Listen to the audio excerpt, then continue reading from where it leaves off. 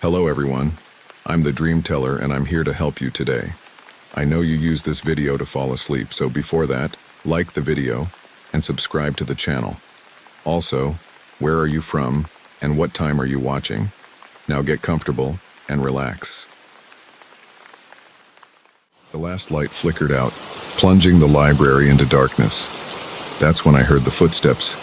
I hadn't meant to stay so late. Finals week always turned the university library into a second home for most students, but I'd lost track of time buried in my economics textbooks. The gentle reminder of lights shutting off floor by floor usually sent even the most dedicated studiers packing, but I'd been so engrossed in my notes that I barely noticed the dimming illumination around me. It wasn't until the final overhead light clicked off that I snapped out of my study-induced trance. I blinked, my eyes struggling to adjust to the sudden darkness. The only light now came from my laptop screen, casting an eerie blue glow over my small corner of the vast library. "Hello," I called out, my voice sounding unnaturally loud in the silence. "Is anyone still here?" No response, just the faint hum of the ancient heating system and the settling creaks of the old building. I started packing up my things, trying to ignore the growing unease in the pit of my stomach. It was silly to be scared. I'd spent countless late nights in this library, but something felt different tonight. The shadows seemed deeper, the silence more oppressive. That's when I heard it. Footsteps, slow and deliberate, coming from somewhere in the stacks behind me. I froze, my hand halfway to my backpack. "Hello?" I called again, trying to keep the tremor out of my voice. "I'm sorry. I didn't realize it was closing time. I'm leaving now." The footsteps stopped. For a moment, there was only silence. Then, so faint I almost thought I'd imagined it, came a whisper. "Stay." A chill ran down my spine. That voice, it didn't sound human. It was more like the rustle of pages, the creak of old leather bindings, a library given voice. I grabbed my backpack, shoving my laptop inside with shaking hands. Whatever was going on, I didn't want to stick around to find out. As I stood, my chair scraped loudly against the floor. The sound echoed through the empty library, and in response, the footsteps started again. Faster now, and closer. I ran.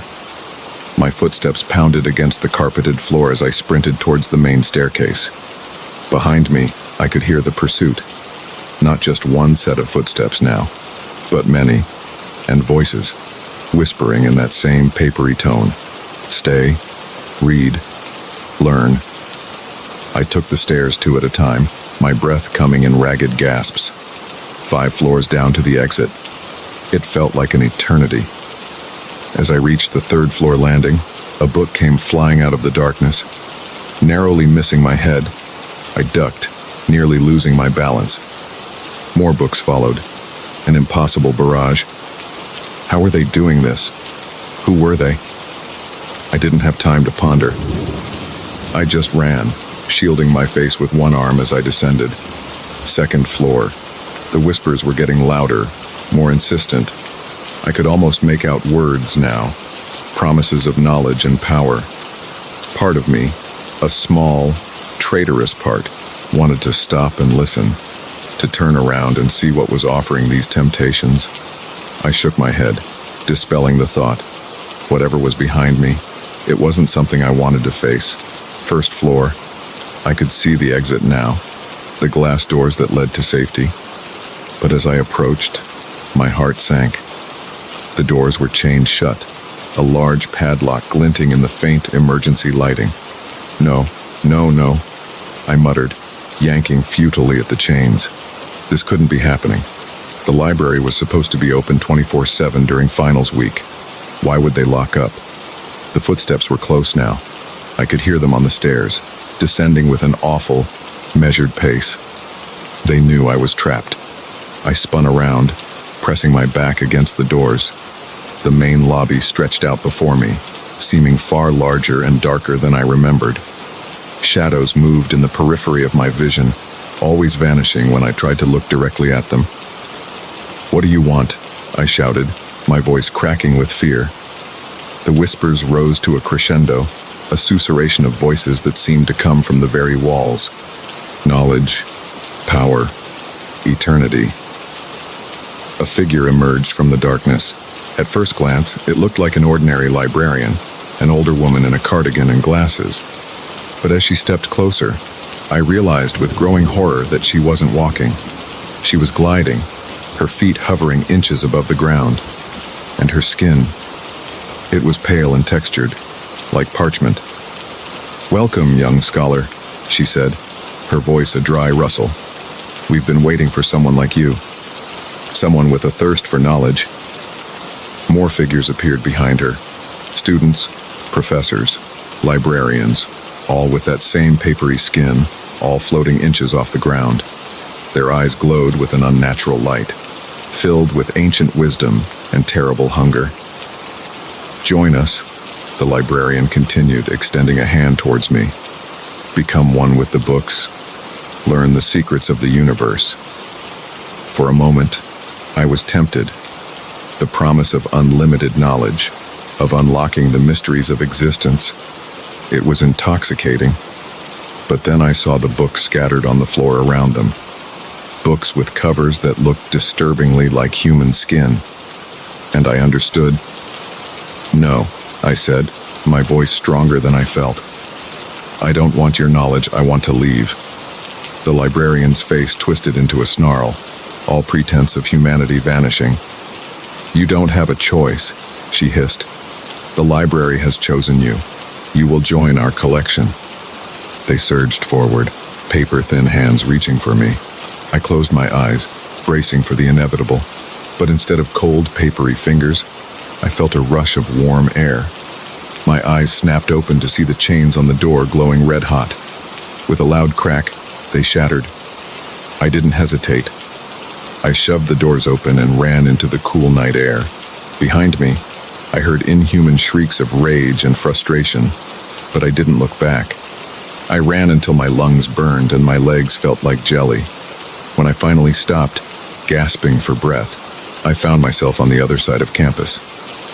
The library loomed in the distance, looking deceptively normal under the moonlight.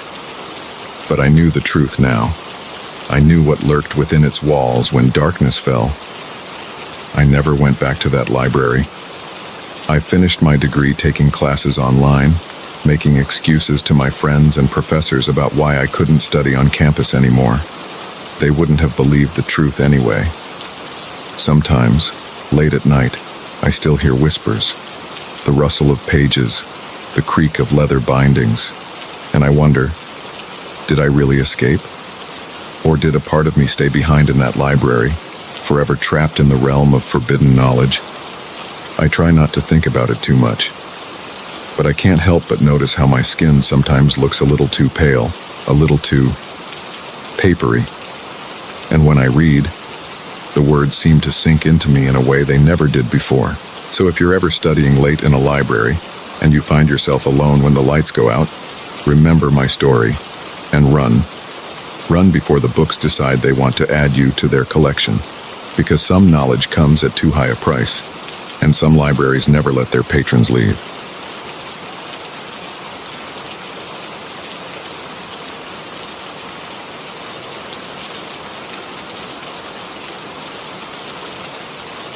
The stranger at the foot of my bed didn't move when I opened my eyes. He just stood there, watching, as if he had all the time in the world. I'd always been a light sleeper, prone to waking at the slightest disturbance. So when I felt the weight of someone's gaze on me in the middle of the night, my eyes snapped open almost instantly. At first, in the disorienting haze between sleep and wakefulness, I thought I must be dreaming. The silhouette of a man, unnaturally tall and thin, stood motionless at the foot of my bed. I blinked hard, expecting the apparition to vanish, but when I opened my eyes again, he was still there. The dim moonlight filtering through my curtains wasn't enough to make out any features, just the vague outline of a person where no person should be. My heart began to race, adrenaline flooding my system as the reality of the situation sank in. There was an intruder in my bedroom. How had he gotten in? I always locked my doors and windows. I lived alone in a second-floor apartment. This shouldn't be possible. I lay perfectly still, hardly daring to breathe, hoping against hope that if I didn't move, he somehow wouldn't notice I was awake. But as the seconds ticked by and he remained motionless, a new fear began to creep in. What if this wasn't a regular intruder? What if this was something else? Gathering every ounce of courage I possessed, I reached out slowly towards my bedside lamp. The stranger didn't react, didn't move an inch. My fingers closed around the switch, and I flicked it on, flooding the room with light. The foot of my bed was empty. I sat up, my eyes darting around the room. There was no sign of the figure, no indication that anyone had been there at all. The door was still closed, the windows locked. Everything was exactly as it should be. "Hello?" I called out, my voice shaky. No response. I got out of bed on unsteady legs, checking every corner of my small apartment. The living room was empty, the kitchen undisturbed. The front door was still locked and chained. I even looked in the closets and under the bed, feeling a bit foolish but needing to be sure. Nothing. By the time I finished my search, I had almost convinced myself it had been a particularly vivid dream. Stress-induced sleep paralysis, perhaps. I'd been working long hours lately, my sleep schedule all over the place. It wasn't too far-fetched to think my mind might be playing tricks on me. I crawled back into bed, leaving the lamp on. Just as I was about to close my eyes, I heard it. A soft exhalation of breath, coming from the far corner of the room. I froze, my eyes wide open, staring at the ceiling. Slowly, ever so slowly, I turned my head towards the sound. There he was, the stranger, now standing in the corner, watching me with eyes that seemed to glow faintly in the lamplight. But as I focused on his face, trying to make out his features, they seemed to shift and blur, never quite resolving into anything recognizably human. I opened my mouth to scream, but no sound came out. The stranger took a step forward, his movements jerky and unnatural, like a marionette controlled by an unskilled puppeteer. In a panic, I squeezed my eyes shut, my mind racing. This couldn't be real. It had to be a dream, a hallucination, anything but reality. I counted to 10, taking deep breaths, trying to calm my racing heart. When I opened my eyes again, the corner was empty. I let out a shaky laugh, relief washing over me. It was just my imagination after all. I was about to turn off the lamp when a whisper, right next to my ear, made my blood run cold. "Do you really think closing your eyes will make me disappear?" I leapt out of bed with a strangled cry, spinning around to face nothing. The room was empty once again. That was the moment I decided I couldn't stay in the apartment. Dream or hallucination or supernatural visitation, I didn't care. I just knew I couldn't spend another minute there. I threw on some clothes, grabbed my phone and keys, and ran out the door. I didn't stop running until I reached my car, parked on the street below. As I fumbled with the keys, I glanced up at my bedroom window. The stranger was there, watching me from behind the glass. Even from this distance, I could feel the weight of his gaze. As I stared, paralyzed with fear, he raised a hand and waved, almost playfully. I got in my car and drove, no destination in mind, just needing to put distance between myself and whatever was in my apartment. I ended up at an all-night diner on the outskirts of town, nursing a cup of coffee as the sun began to rise. By daylight, the whole experience seemed absurd. I must have been dreaming, or maybe I was coming down with something.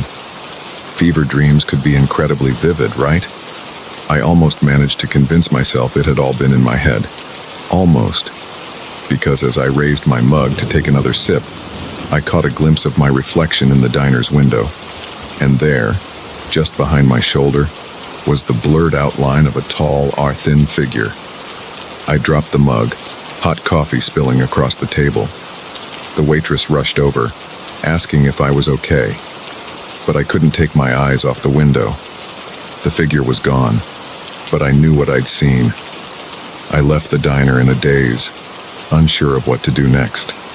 I couldn't go home, couldn't face the thought of being alone in that apartment again. But where could I go? Who would believe me if I told them what was happening? In the end, I checked into a cheap hotel. I told myself it was just for a night or two, just until I could figure things out. But deep down, I knew there was no figuring this out.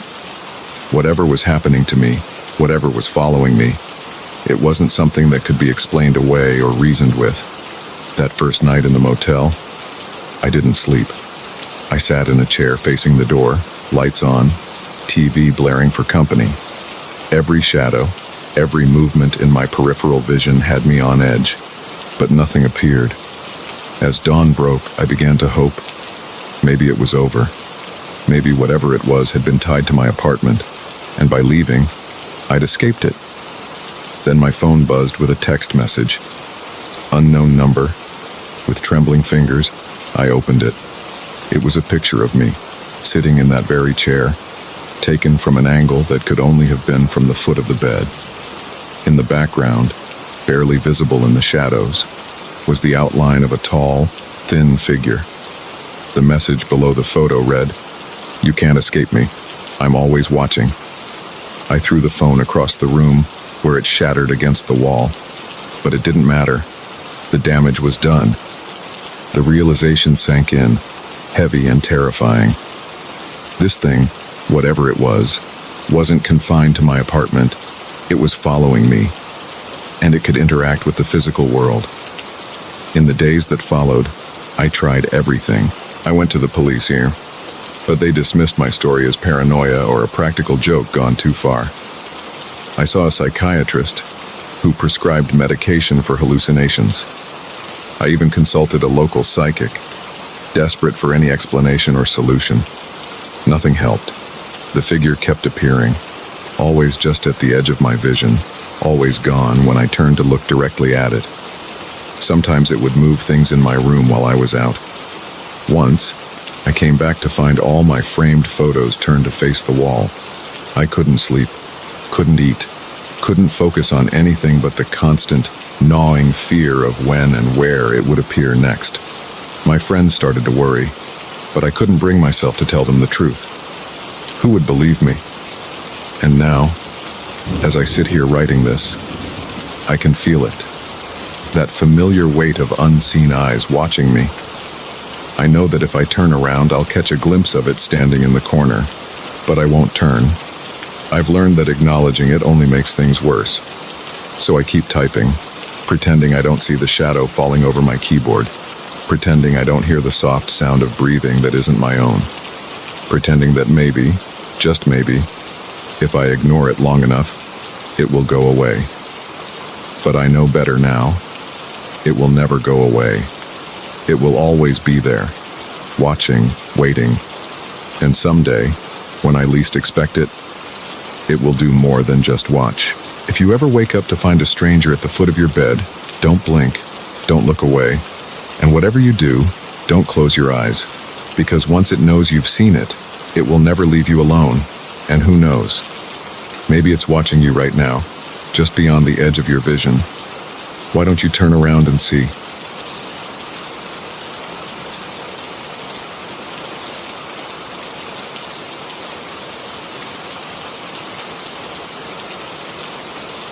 The scratching in the wall started on the third night. At first, I dismissed it as mice, but as the sound grew louder and more insistent, I realized it was coming from places mice couldn't possibly reach. I'd been house-sitting for my parents for just over a week when the noises began. Their sprawling Victorian home, nestled in the quiet suburbs, had always felt a bit too big and a bit too old for my liking. But the promise of a quiet place to work on my thesis and raid their well-stocked fridge had been too tempting to pass up. The first 2 nights passed uneventfully. I spent my days alternating between furious typing sessions at the dining room table and mindless Netflix binges on the living room couch.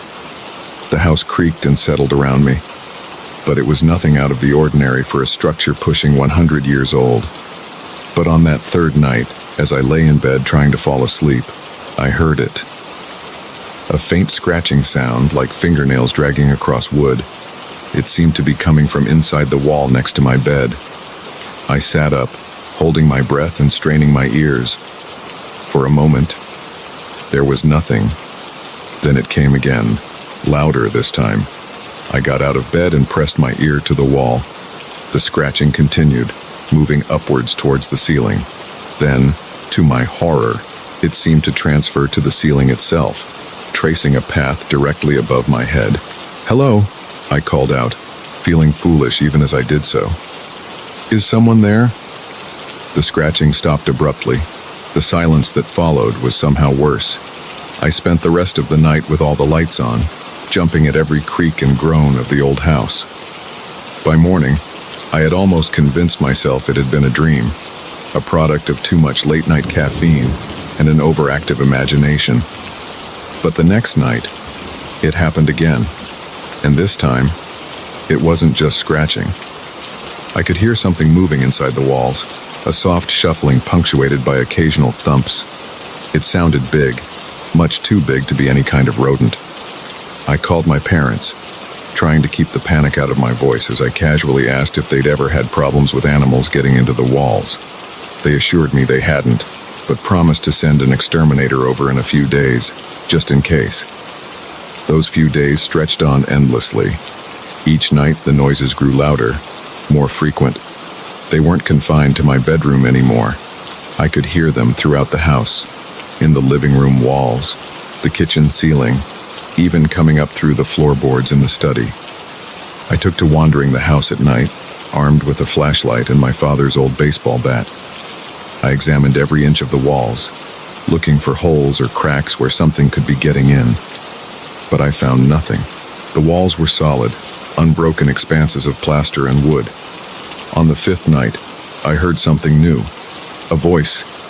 It was faint, muffled by the walls, but unmistakably human. Or at least, it sounded human. The words were unclear, but the tone was pleading, desperate. "Who's there?" I shouted, pounding on the wall. "Do you need help?" The voice fell silent. Then, slowly, it was replaced by that now familiar scratching. But this time, it sounded like it was coming from directly behind the plaster, as if something was trying to claw its way out. I stumbled backwards, my heart pounding. This wasn't possible. There couldn't be anyone in the walls. There was no space, no access points. It defied all logic.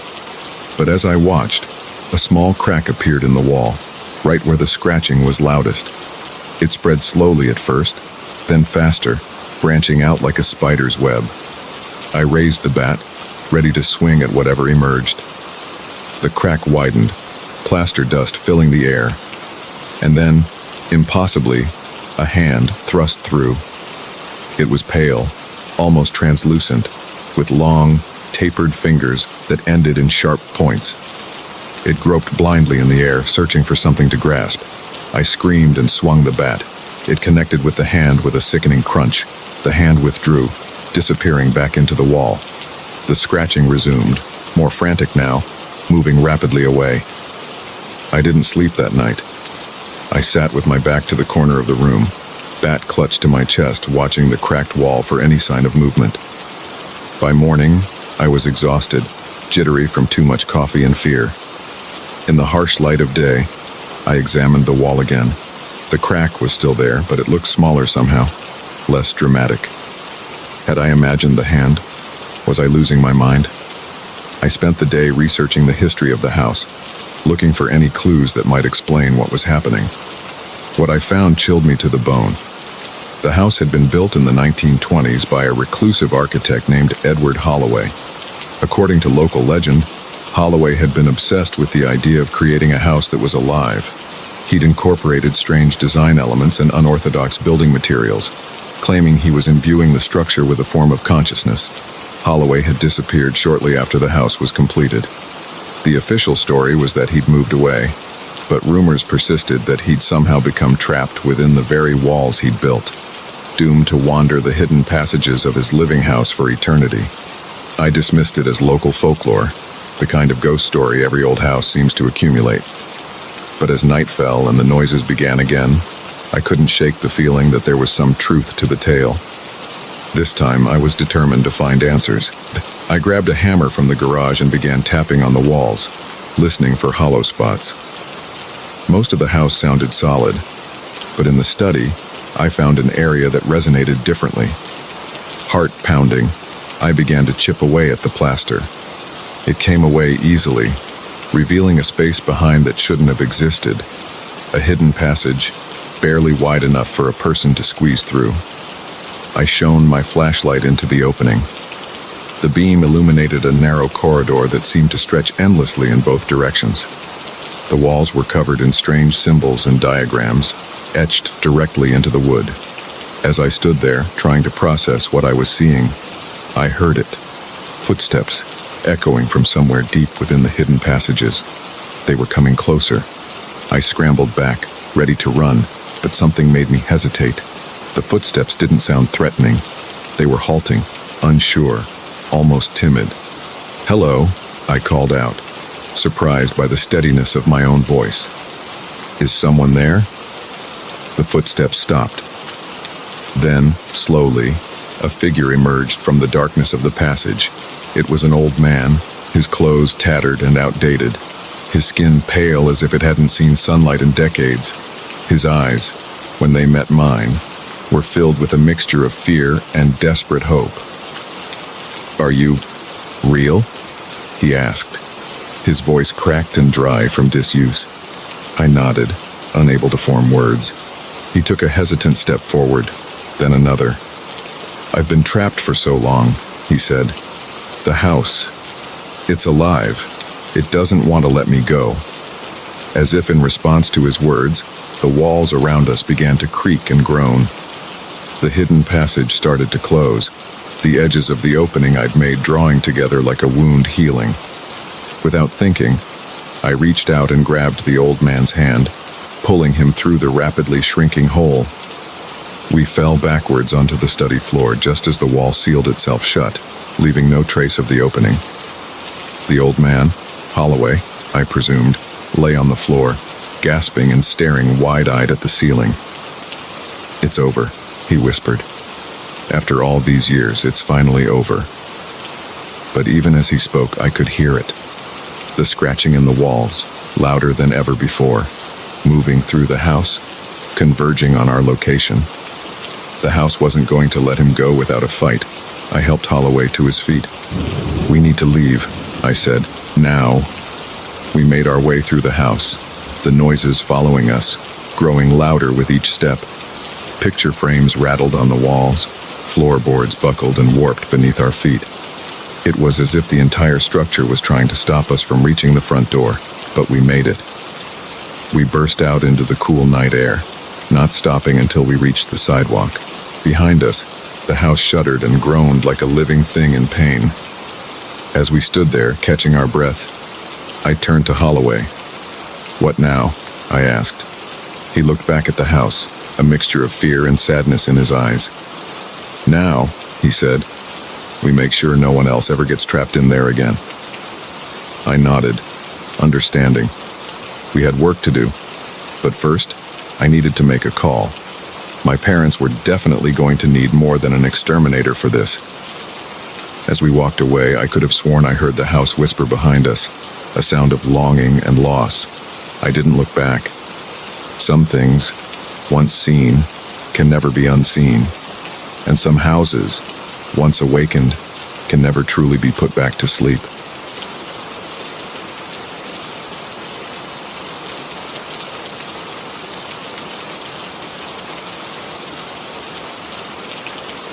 The nanny cam footage showed a dark figure standing over my daughter's bed, but when I burst into her room, there was no one there.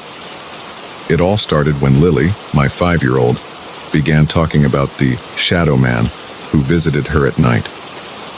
At first, I dismissed it as a typical childhood imagination, maybe influenced by a scary movie or book. But as the weeks went by, her stories became more detailed and consistent. "He's tall," she'd say, her big blue eyes wide with a mix of fear and fascination. "And he doesn't have a face. He just stands there and watches me." My wife, Sarah, was more concerned than I was. "Maybe we should take her to a child psychologist," she suggested one night after we'd put Lily to bed. "This doesn't seem normal." I shook my head. "Kids have imaginary friends all the time. This is probably just a phase." But deep down, I was starting to worry too. Lily had always been an imaginative child, but this was different. There was a consistency to her stories that unsettled me. And sometimes, when she talked about the shadow man, I could swear the temperature in the room dropped a few degrees. It was Sarah's idea to install the nanny cam. "Just to give us peace of mind," she said. I agreed, more to appease her than anything else. We set it up discreetly in the corner of Lily's room, its lens trained on her bed. For the first few nights, nothing happened. The footage showed Lily sleeping peacefully, occasionally tossing or turning, but nothing out of the ordinary. I was just starting to feel silly for even considering that there might be something to her stories when it happened. It was a Tuesday night. Sarah was working late, and I was alone in the house with Lily. I'd just settled down to watch some TV after putting her to bed when my phone buzzed with a motion alert from the nanny cam. I opened the app, expecting to see Lily getting up for a glass of water or to use the bathroom. Instead, what I saw made my blood run cold. There, at the foot of Lily's bed, was a tall, dark figure. It was just as she had described, unnaturally tall, with long, spindly limbs and no discernible face. It stood perfectly still, seeming to look down at my sleeping daughter. I was on my feet and running up the stairs before I even realized I was moving. I burst into Lily's room, flicking on the light switch and ready to confront whatever was in there. But the room was empty. Lily was fast asleep in her bed, undisturbed. There was no sign of any intruder, no open windows or doors. I checked every corner, even looked under the bed and in the closet. Nothing. With shaking hands, I pulled out my phone and rewatched the footage. There it was, clear as day. The dark figure standing motionless by the bed. As I watched, it slowly turned its head towards the camera, revealing a blank, featureless face. Then, just before I entered the room, it simply vanished. I didn't sleep that night. I sat in Lily's room, watching her sleep, jumping at every shadow and creak. When Sarah got home, I showed her the footage. She went pale, her hands covering her mouth in shock. "We need to get Lily out of here," she whispered. "We can go stay with my parents until we figure this out." I nodded, too shaken to argue. We woke Lily up and packed a few bags, telling her we were going on a surprise trip to Grandma and Grandpa's house. She was sleepy but excited, chattering about the shadow man as we drove through the dark, empty streets. "He said he'd find me," she said from the back seat, her voice a mix of excitement and fear. "He said we're connected now." Sarah and I exchanged a worried glance, but said nothing. We spent a week at my in-laws' house. Lily seemed happier there, and there were no more incidents or stories about the shadow man. We started to relax, to think that maybe it had all been some kind of bizarre glitch with the camera, but when we returned home, it started again. This time, it wasn't just Lily seeing things. Sarah woke me up one night, her face pale with fear. "There's someone in the hallway," she whispered. "I saw a shadow move past our door." I got up to check, my heart pounding. The hallway was empty, but as I stood there, I felt an unmistakable chill, as if someone, or something, had just passed by. We called in every expert we could think of, paranormal investigators, priests, even a team of scientists with EMF detectors and infrared cameras. They all found nothing. No evidence of any supernatural activity, no rational explanation for what we were experiencing. But the sightings continued. The nanny cam caught more footage of the figure, always standing over Lily's bed, always vanishing the moment we entered the room. We started seeing it ourselves, a tall, dark shape at the edge of our vision, gone when we turned to look directly at it. Lily, strangely, seemed less afraid than we were. "He's not bad," she insisted. "He's just lonely." He wants a friend. Her words did little to comfort us. Whatever this thing was, it was fixated on our daughter, and that terrified us more than anything. We tried moving to a new house, but it followed us. We took Lily to specialists, but they found nothing wrong with her. We even considered more drastic measures, like reaching out to mediums or exorcists, but something always held us back. A fear that acknowledging this thing, giving it more attention, would only make it stronger. Months passed, and slowly we began to adapt to our new reality. The sightings became less frequent, or maybe we just got used to them. We learned to live with the constant feeling of being watched, the occasional glimpse of a dark figure in the corner of our eye. Lily grew older, and her attitude towards the shadow man changed. She stopped talking about him as much, and when she did, it was with a mixture of annoyance and resignation, like he was an unwelcome but persistent guest. "He's still here," she told me on her 10th birthday, her voice low so Sarah couldn't hear. "But he doesn't scare me anymore. I think he's afraid of me now." I didn't know how to respond to that. Part of me was relieved that she wasn't frightened, but another part worried about what it meant. Had she truly outgrown her fear, or had something fundamentally changed in her? As the years went by, the shadow man became a sort of family secret. We never talked about it outside the house, never mentioned it to friends or relatives, but we all knew it was there, a constant presence in our lives. Sometimes, late at night, I'd catch Sarah staring into the darkness of our room, her eyes tracking something I couldn't see. Other times, I'd walk past Lily's room and hear her talking softly, as if in conversation with someone. We learned to live with it, but we never accepted it. Every night as I lay in bed, I'd wonder, what is it? Why is it here? What does it want with my daughter? And every night, as I drifted off to sleep, I'd feel that familiar chill, that sense of being watched, and I'd know, with absolute certainty, that it was still there, still watching, still waiting. Now, as I write this, Lily is about to leave for college. She's grown into a strong, confident young woman, seemingly unaffected by the strange experiences of her childhood. But sometimes, when she thinks no one is looking, I catch her glancing over her shoulder, her eyes scanning empty spaces. The shadow man hasn't appeared on camera in years, but I know he's still here. I can feel him, a constant presence in our home. And as Lily prepares to leave, I find myself wondering, will he follow her, or will he stay here with us, a silent, unseen member of our family? I don't have answers. I don't know if I ever will. But I do know this. Sometimes, the things we can't see are the most real. And sometimes, the shadows in our lives are more than just absence of light. They're presences, watching, waiting, and maybe, in their own way, protecting. So if your child ever tells you about a shadow in their room, listen. Really listen. Because you never know what might be lurking just beyond the edge of your vision, in the spaces between what's real and what's imagined. And remember, not all monsters are there to harm. Some are just there, watching, waiting. For what? We may never know.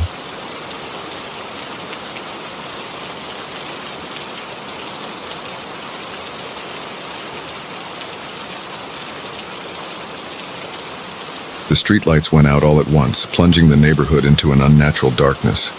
That's when I heard the first inhuman growl. I'd always been a night owl, finding peace in the quiet hours when most of the world was asleep. My nightly walks through our sleepy suburban neighborhood had become a ritual, a way to clear my head after long days hunched over a computer screen. I knew every crack in the sidewalk, every overgrown hedge, every house with a porch light left on all night. But tonight was different. There was a tension in the air, a stillness that felt more like the calm before a storm than the usual tranquility of midnight. I'd almost decided to cut my walk short when it happened.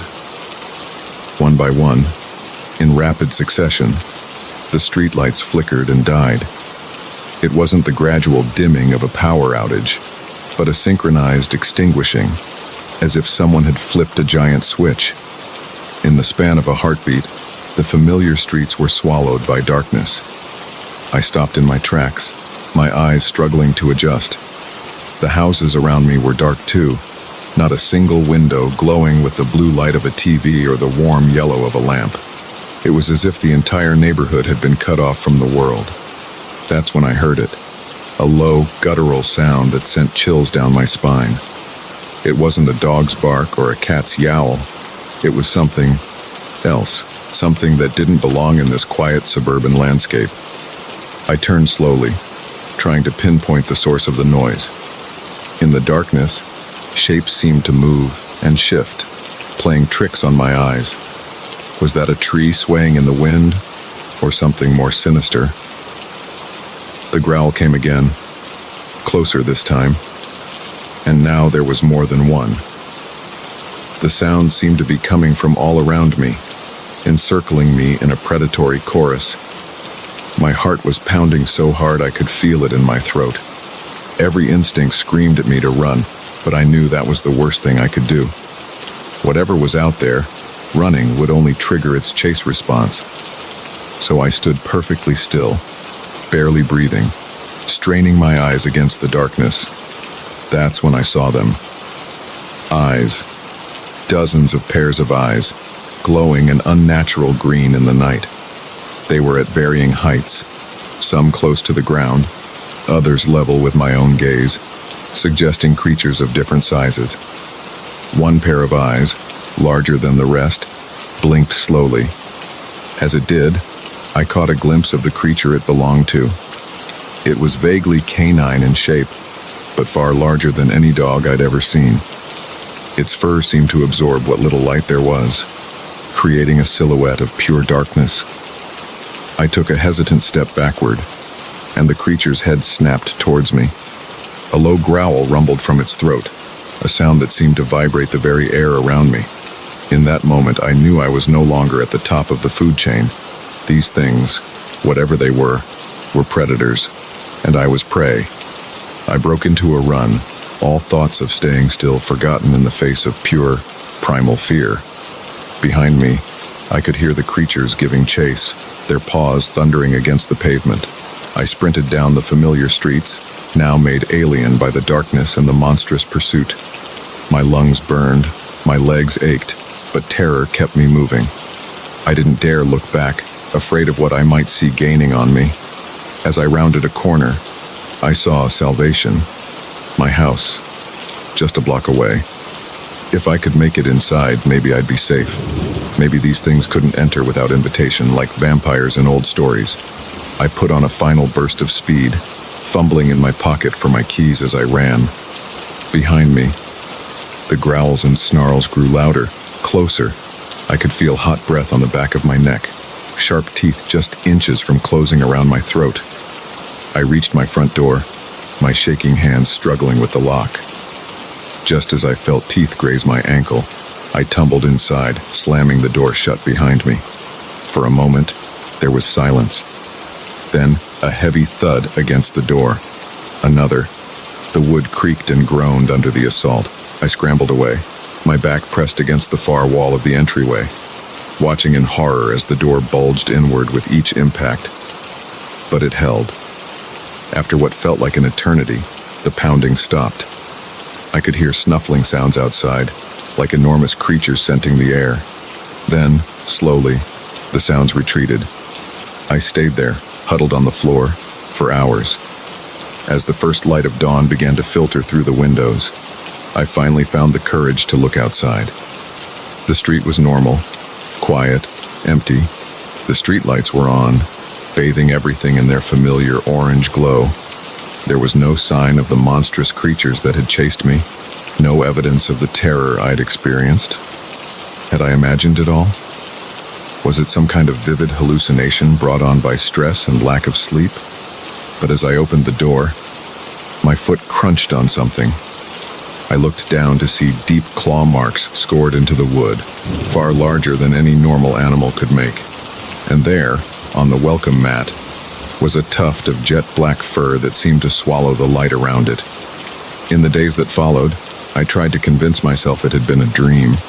I went about my routine, went to work, came home, but I didn't take any more night walks, and I noticed things. The way my neighbors kept their children closer, their dogs inside, the nervous glances people cast at the tree line at the edge of the suburb, the way conversations would stop when I approached, as if everyone shared a secret they didn't want me to know. A week after that night, I ran into Mrs. Johnson from down the street. She was walking her tiny Pomeranian, which was strange in itself. She used to let it run free in her fenced backyard. As we exchanged pleasantries, her eyes kept darting around, as if watching for something. Finally, she leaned in close. "You've seen them, haven't you?" she whispered. "The night hunters. They've been here for generations, but they usually stay in the deep woods. Something's drawn them closer lately. Be careful after dark, dear, and whatever you do, don't invite them in." Before I could respond, she hurried away, practically dragging her yapping dog behind her. That night, as I sat in my living room, all the lights blazing, I heard it again. That low, inhuman growl coming from just outside my window. I froze, my eyes fixed on the curtains, afraid of what I might see if I looked out. A shadow passed by, larger than any normal animal, then another, and another. They moved with an unnatural grace, silent except for those bone-chilling growls. I sat there all night, watching the shadows move past my windows. As dawn approached, I heard a sound that made my blood run cold, scratching at my door. Then, a voice, if you could call it that. It was more like the idea of a voice, a sound that bypassed my ears and spoke directly to my mind.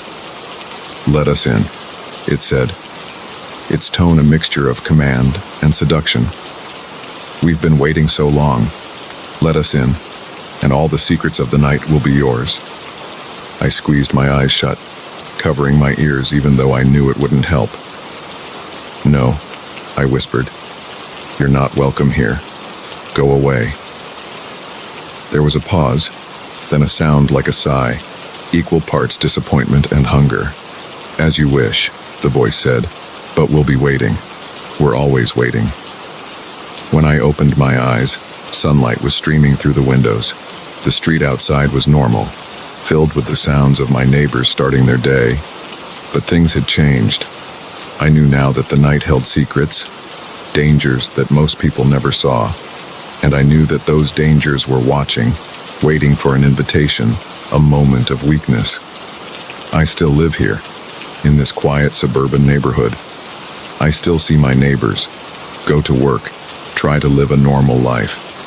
But I don't take walks at night anymore. I keep my doors and windows locked, line them with salt like Mrs. Johnson suggested.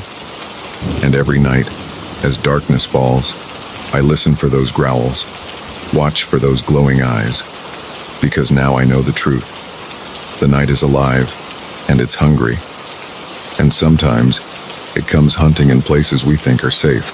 So if you're ever out late and the street lights suddenly go out, leaving you in unnatural darkness, run, and don't look back. Because the night hunters might be after you next. And once they've got your scent, they never really go away. They just wait for you to invite them in.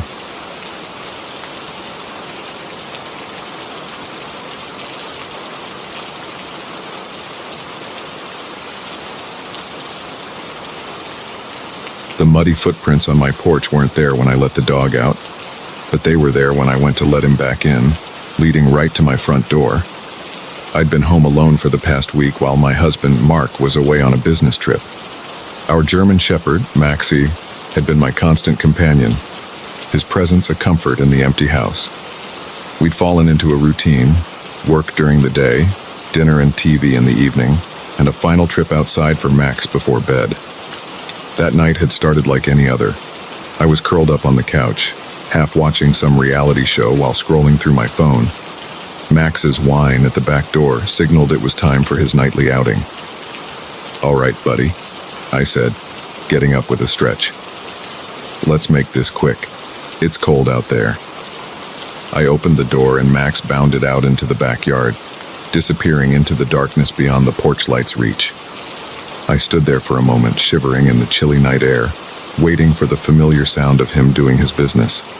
Instead, I heard a growl, low and menacing.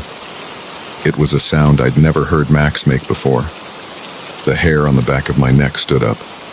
"Max," I called out, peering into the darkness. "What is it, boy?"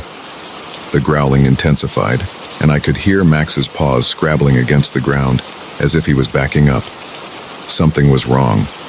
Without thinking, I stepped off the porch, straining my eyes to see what had Max so agitated. That's when I heard it, a rustling in the bushes at the far end of the yard, too loud to be caused by the wind. "Hello?" I called out, my voice shaky. "Is someone there?" No response, just more rustling. Max's growls had turned into frantic barking now. Fear gripped me as I realized how exposed I was, standing there in the dark. I whistled for Max and quickly retreated inside, slamming and locking the door behind me. Max came bounding up to the porch a moment later, scratching at the door to be let in. I opened it just enough to let him squeeze through, then quickly shut and locked it again. Max was agitated, pacing back and forth, his eyes fixed on the back door. I knelt down beside him, running my hands through his fur, as much to calm myself as him. "What was it, boy?" I murmured. "What did you see out there?" As if in response, Max let out another low growl, his eyes never leaving the door. I spent the next hour checking and rechecking all the locks, drawing all the curtains, and trying to convince myself that it was probably just a raccoon or a stray cat that had spooked Max. But deep down, I knew it was something more. Max wasn't the type to be scared by small animals. Eventually, exhaustion overcame fear, and I decided to try and get some sleep. I made sure Max was in the bedroom with me, taking comfort in his solid presence at the foot of the bed. I must have dozed off at some point, because the next thing I knew, I was jolted awake by Max's barking. Harsh, frantic barks that had him leaping off the bed and racing downstairs. Heart pounding, I followed him, flicking on lights as I went. Max was at the front door, barking furiously, his hackles raised. "What is it, Max?" I asked, my voice barely above a whisper. "What do you hear?" I approached the door cautiously, straining my ears. At first, I heard nothing over Max's barking. Then, as he paused to take a breath, I heard it. A soft, scratching sound, like fingernails dragging slowly across the wood. My blood ran cold. Someone or something was out there, trying to get in. I backed away from the door, fumbling for my phone to call 911. But as I unlocked the screen, movement outside the window caught my eye. A shadow passed by too quickly for me to make out any details, but it was big, much bigger than a person should be. Max's barking reached a fever pitch. He threw himself at the door, claws scrabbling against the wood. "Max, no!" I shouted, terrified he might actually break through and confront whatever was out there. The scratching at the door stopped. For a moment, there was silence. Then, a thud so heavy it shook the entire house. Another. Something was trying to break down the door. I ran to the kitchen, grabbed the biggest knife I could find, and retreated upstairs, dragging a still barking Max with me. I locked us in the bedroom, pushed a dresser in front of the door, and called 911 with shaking hands. 911, what's your emergency?" "There's someone trying to break into my house," I gasped. "Please, send help. I think they're going to get in." The operator tried to keep me calm, assuring me that police were on their way. But as I huddled there, listening to the continued thuds from downstairs, I wasn't sure they'd get here in time. The noises stopped abruptly. Silence fell, broken only by Max's low growls. I held my breath, straining to hear any sound of movement. Minutes ticked by. Nothing. Had they given up? Left? Then, a new sound. Footsteps. Inside the house. Heavy, slow, deliberate footsteps coming up the stairs. Max went berserk, throwing himself at the bedroom door, barking and snarling. I gripped the knife so hard my knuckles turned white, eyes fixed on the door, waiting for the inevitable attempt to break through. But it never came. The footsteps stopped right outside the bedroom. I could hear breathing, deep and ragged, like some great beast panting after a long chase. "Go away," I screamed, my voice cracking with terror. "The police are coming. Leave us alone." A low chuckle came from the other side of the door. Not a human laugh, but something that mimicked one, as if it had heard laughter before but never quite understood it. Then it spoke. The voice was deep, guttural, more animal than human. But the words were clear. "Let me in, little one. I just want to play." I screamed then, a sound of pure, primal terror. Max's barking reached new heights of frenzy. And then, blessed sound of sirens in the distance, growing closer. The thing on the other side of the door let out a sound, half roar, half howl, that shook the windows. Then, the footsteps again, moving quickly now, down the stairs and out of the house. By the time the police arrived, the house was empty save for Max and me. They found the front door splintered and hanging off its hinges, claw marks gouged deep into the wood. And there, on the porch and leading up to the door, were a set of footprints. Huge, misshapen footprints pressed into mud that hadn't been there earlier in the evening. They searched the area, but found nothing. No signs of the intruder, no evidence beyond those footprints and the damaged door. They took my statement on, but I could see the doubt in their eyes. They clearly thought it was just a failed burglary attempt. My description of the creature dismissed as the product of fear and an overactive imagination. But I know what I heard. I know what was out there. In the days that followed, I had the locks changed, installed a security system, even considered moving. But deep down, I knew none of that would matter. Whatever had come for me that night wasn't deterred by locks or alarms. Mark came home, concerned by my jumpy behavior and the new security measures. I told him everything, expecting disbelief. But he just listened quietly, then held me close. "I believe you," he said simply. And somehow, that made it both better and worse. We still live in that house. Max still sleeps at the foot of our bed. But things have changed. I don't let him out alone at night anymore. I check and recheck the locks obsessively. And every night, as darkness falls, I find myself listening, waiting, because I know it's still out there, watching, waiting for another chance to get in. And sometimes, on quiet nights when the wind is just right, I swear I can hear that voice again carried on the breeze. "Let me in, little one. I just want to play." So if you ever hear your dog barking at nothing in the night, or see muddy footprints where there shouldn't be any, remember my story. And whatever you do, don't open the door. Because some things, once invited in, never truly leave.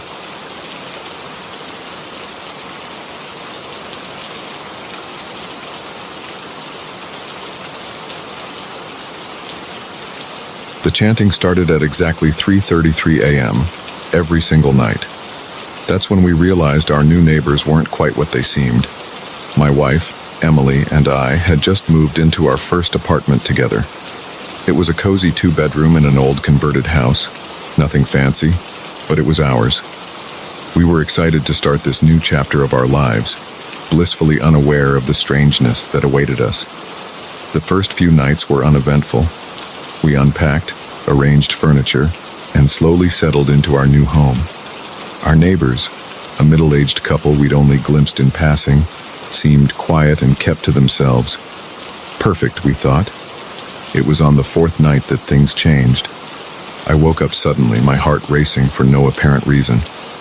The digital clock on our nightstand read 3:33 a.m. As I lay there, trying to calm my inexplicably frayed nerves, I heard it. A low, rhythmic sound coming through the wall we shared with our neighbors. At first, I thought it might be a TV or radio left on, but as I listened more closely, I realized it was voices, multiple voices, speaking in unison, in a language I didn't recognize. The sound was muffled, but there was no mistaking the cadence of chanting. I nudged Emily awake. "Do you hear that?" I whispered. She listened for a moment, then nodded, her eyes wide in the darkness. "What is that?" "It sounds like chanting." We lay there, listening to the strange sounds for what felt like hours. Just as suddenly as it had started, at exactly 4:44 a.m., the chanting stopped. The silence that followed was almost as unnerving as the chanting had been. The next morning, over coffee, we tried to rationalize what we'd heard. Maybe our neighbors were part of some obscure religion with odd prayer times. Maybe they were practicing for a play or some kind of performance art. We came up with a dozen explanations, each more unlikely than the last. But deep down, we both knew something wasn't right. That night, we decided to stay up and see if it happened again. Sure enough, at 3:33 a.m. on the dot, the chanting began. This time, we pressed our ears to the wall, trying to make out words. The language was like nothing I'd ever heard before, guttural and harsh, with strange rhythms that seemed to defy normal speech patterns. As we listened, I began to feel odd, dizzy almost, with a strange pressure building behind my eyes. Emily must have felt it too, because she suddenly pulled away from the wall, gasping. "Did you feel that?" she asked, her voice shaky. I nodded, unable to find words to describe the sensation. It was as if the chanting was trying to rewrite something in my brain, to change the very way I perceived reality. This continued night after night, always starting at 3:33 a.m., always ending at 4:44 a.m. We tried earplugs, white noise machines, even sleeping in the living room, but nothing could fully block out the sound or the strange effects it had on us. During the day, our neighbors seemed normal enough. We'd see them leaving for work in the morning or bringing in groceries. They'd smile and wave, exchange pleasantries about the weather. But there was something off about their eyes, a blankness that sent chills down my spine. We started noticing other things too. Strange symbols drawn in chalk on the sidewalk outside our building, always washed away by morning. The faint smell of incense and something metallic, blood, lingering in the hallway. And sometimes, late at night, we'd see shadows moving behind their curtained windows. Shadows that didn't quite match human shapes. About 2 weeks into this nightly ritual, things escalated. The chanting grew louder, more frenzied. And then, we heard something else, a sound that still haunts my nightmares. It was a scream, but not a human scream. It was too high-pitched, too alien. That was the breaking point for Emily. "We need to call the police," she said, her face pale in the dim light of our bedroom. I agreed, but as I reached for my phone, a wave of dizziness hit me. The room spun, and for a moment, I could have sworn I saw something moving in the shadows of our room, something that shouldn't exist in our reality. The police arrived about 20 minutes later. By then, of course, the chanting had stopped. Our neighbors answered their door looking perfectly normal, if a bit annoyed at being woken up. They invited the officers in, and after a brief look around, the police left. No signs of any disturbance, they said. Maybe we'd had a bad dream, but we knew what we'd heard, what we'd felt. The next day, we went to the building manager, an older man named Frank. We told him everything, expecting disbelief or dismissal. Instead, he listened with a grave expression. "You're not the first to complain about them," he said finally, "but there's nothing I can do. Their rent always arrives on time, in cash, and technically, they haven't broken any rules." He paused, then leaned in close. "My advice, move out, as soon as you can. Some things are better left alone." We wanted to follow his advice, and we really did. But our lease was ironclad, and we couldn't afford to break it.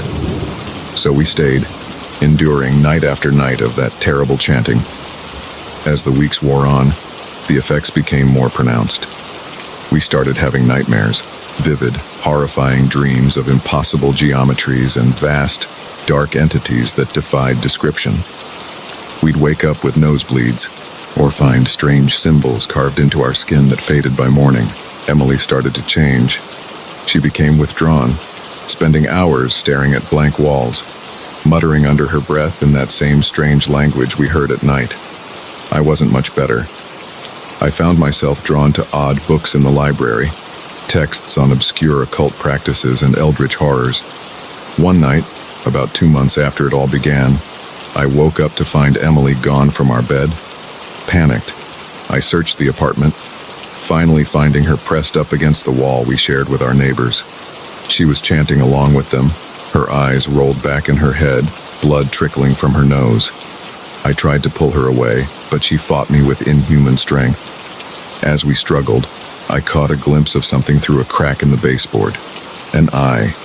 Huge, alien, swirling with colors that shouldn't exist.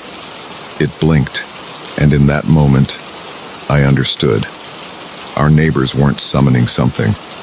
They were letting something in. I don't remember much of what happened next. I have flashes of memory, dragging Emily out of the apartment, running down stairs that seemed to stretch and twist impossibly. The sound of something large pursuing us. When I came to my senses, we were in my car, miles away from the city. We never went back to that apartment. We left everything behind, changed our names, moved across the country. But sometimes, I still wake up at 3:33 a.m., my heart racing, sure that I can hear that chanting in the distance. Emily recovered, mostly. She doesn't remember anything from that last night. Sometimes I envy her that. As for me, I can't shake the feeling that we didn't really escape, that whatever was trying to come through is still out there, searching, waiting. So if you ever find yourself with new neighbors who keep to themselves, who chant at odd hours of the night, who make you feel strange just by being near them, don't ignore it. Don't try to rationalize it. Just run. Run as far and as fast as you can. Because some doors, once opened, can never truly be closed again.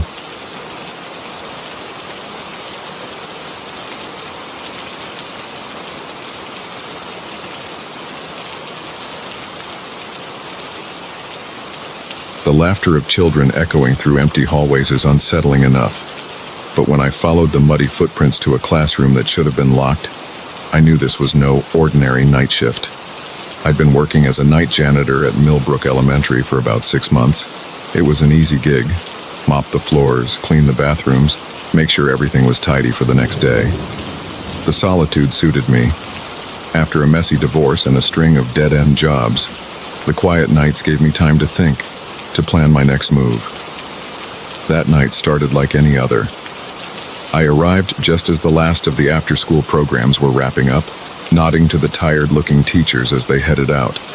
By 8 p.m., the school was empty, and I started my usual routine. I was mopping the main hallway when I first heard it.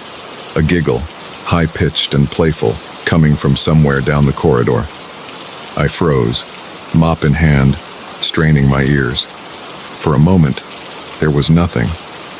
Then it came again, louder this time, followed by the unmistakable sound of running feet. "Hello?" I called out, my voice echoing in the empty space. "Is someone there?"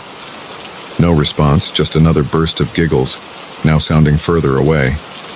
I set down my mop and started walking towards the sound.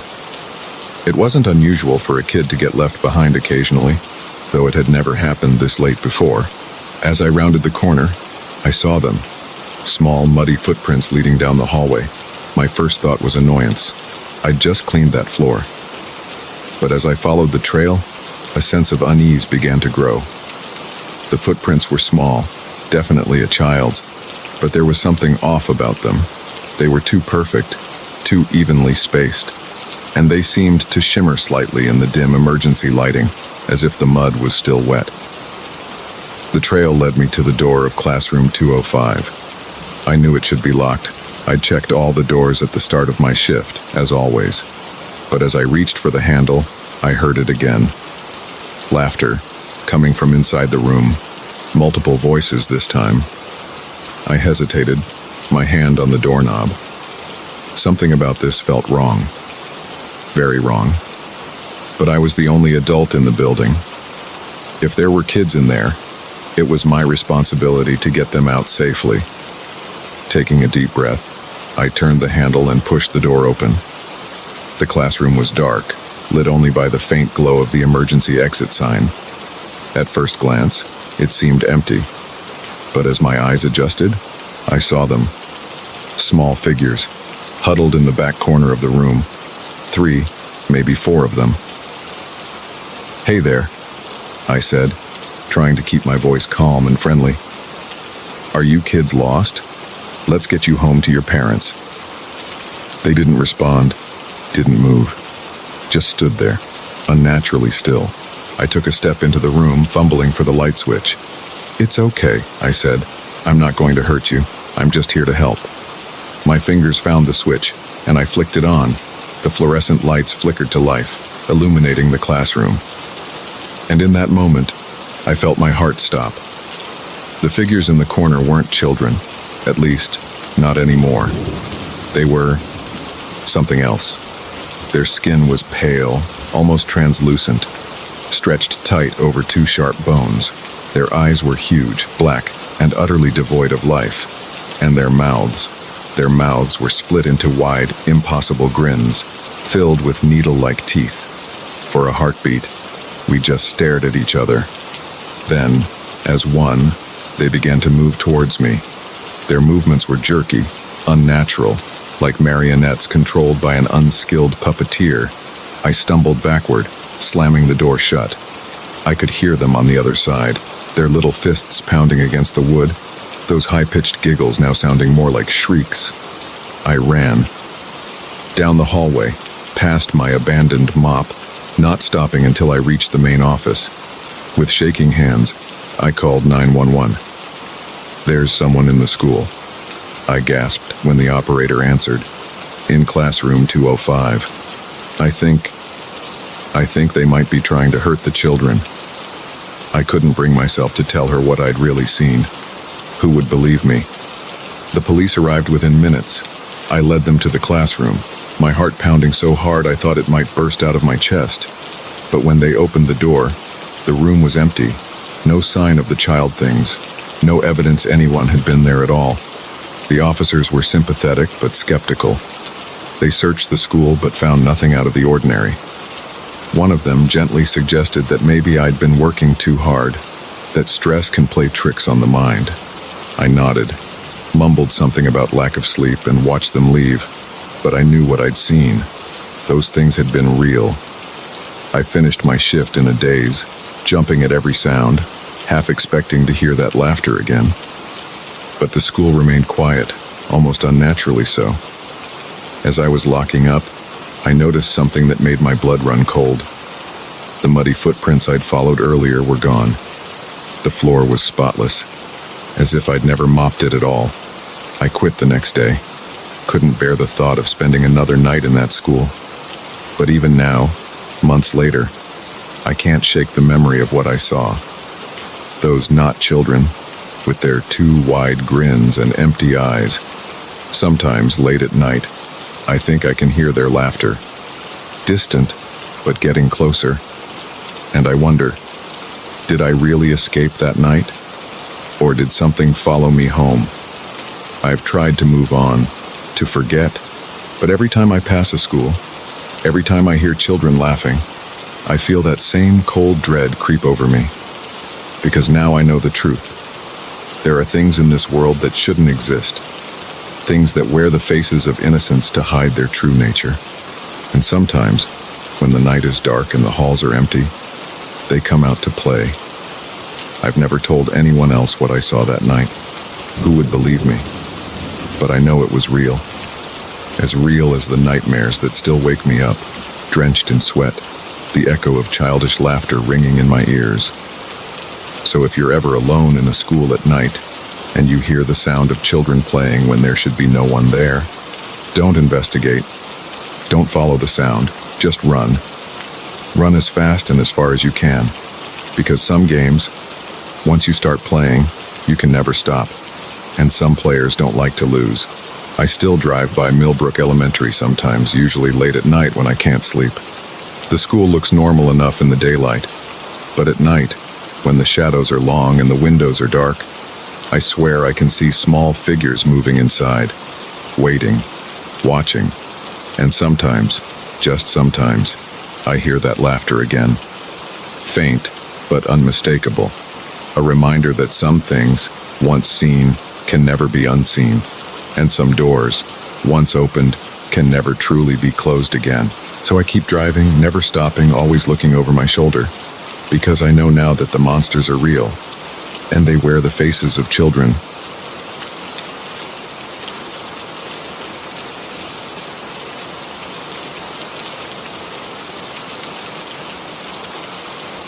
The old radio crackled to life at exactly midnight, playing a broadcast that shouldn't have been possible. That's when I realized I wasn't alone in the cabin. I'd been house-sitting for the Johnsons, a lovely elderly couple from my church, while they were on a month-long cruise. Their cabin, nestled deep in the woods about an hour outside of town, was a quaint throwback to simpler times. No Wi-Fi, spotty cell service, and appliances that looked like they belonged in a museum. But it was peaceful, and I welcomed the chance to get away from the chaos of my everyday life. The first few days passed uneventfully. I spent my time reading, taking long walks in the surrounding forest, and enjoying the solitude. The nights were the hardest, though. The silence was oppressive, broken only by the occasional hoot of an owl or the rustling of leaves in the wind. It was on the fourth night that everything changed. I'd been having trouble sleeping, tossing and turning in the unfamiliar bed. As the ancient grandfather clock in the living room chimed midnight, I decided to get up and make some tea. That's when I heard it. A soft crackling sound coming from the direction of the living room.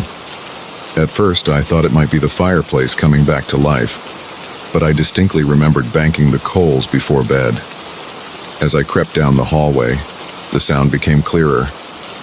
It was a radio. The Johnsons had an old tube radio, a massive wooden thing that took up half of the sideboard. They'd told me it hadn't worked in years, kept more for nostalgia than function. But as I entered the living room, I saw the dial glowing faintly in the darkness. Static filled the air, interspersed with bursts of music and fragments of speech. I approached cautiously, half expecting the sound to stop, to wake up and realize it was all a dream.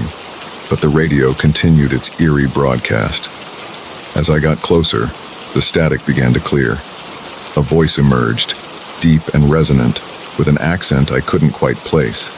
"This is a special broadcast for Sarah," the voice said, and I felt my blood run cold. Sarah. That was my name. "We've been waiting for you, Sarah. It's time to come home." I stood there, frozen, as the voice continued. It spoke of things it shouldn't know. My childhood fears, my secret dreams, the name of my first pet, things I'd never told anyone. "Who are you?" I whispered, not really expecting an answer.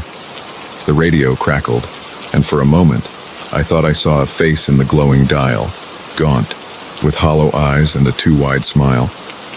Then it was gone, replaced by more static. I reached out with a trembling hand and turned the radio off. The silence that followed was deafening. I stood there in the dark, my heart pounding, trying to make sense of what had just happened. It must have been a prank, I told myself. Someone had fixed the radio and was playing a cruel joke. But deep down, I knew that wasn't true. The voice had known things, impossible things. I didn't sleep for the rest of the night. I sat in the kitchen, jumping at every creak of the old house settling, every whisper of wind through the trees outside. When dawn finally broke, I felt a wave of relief wash over me. Surely, in the light of day, last night's terror would seem silly, overblown. But as I went to make coffee, I noticed something that made my blood run cold. There, on the kitchen table, was a photograph I'd never seen before. It showed a young girl, maybe 8 or 9, standing in front of a house I didn't recognize. But the girl was me. I picked up the photo with shaking hands. This wasn't possible. I'd never been to this house, never worn the dress the girl in the photo was wearing.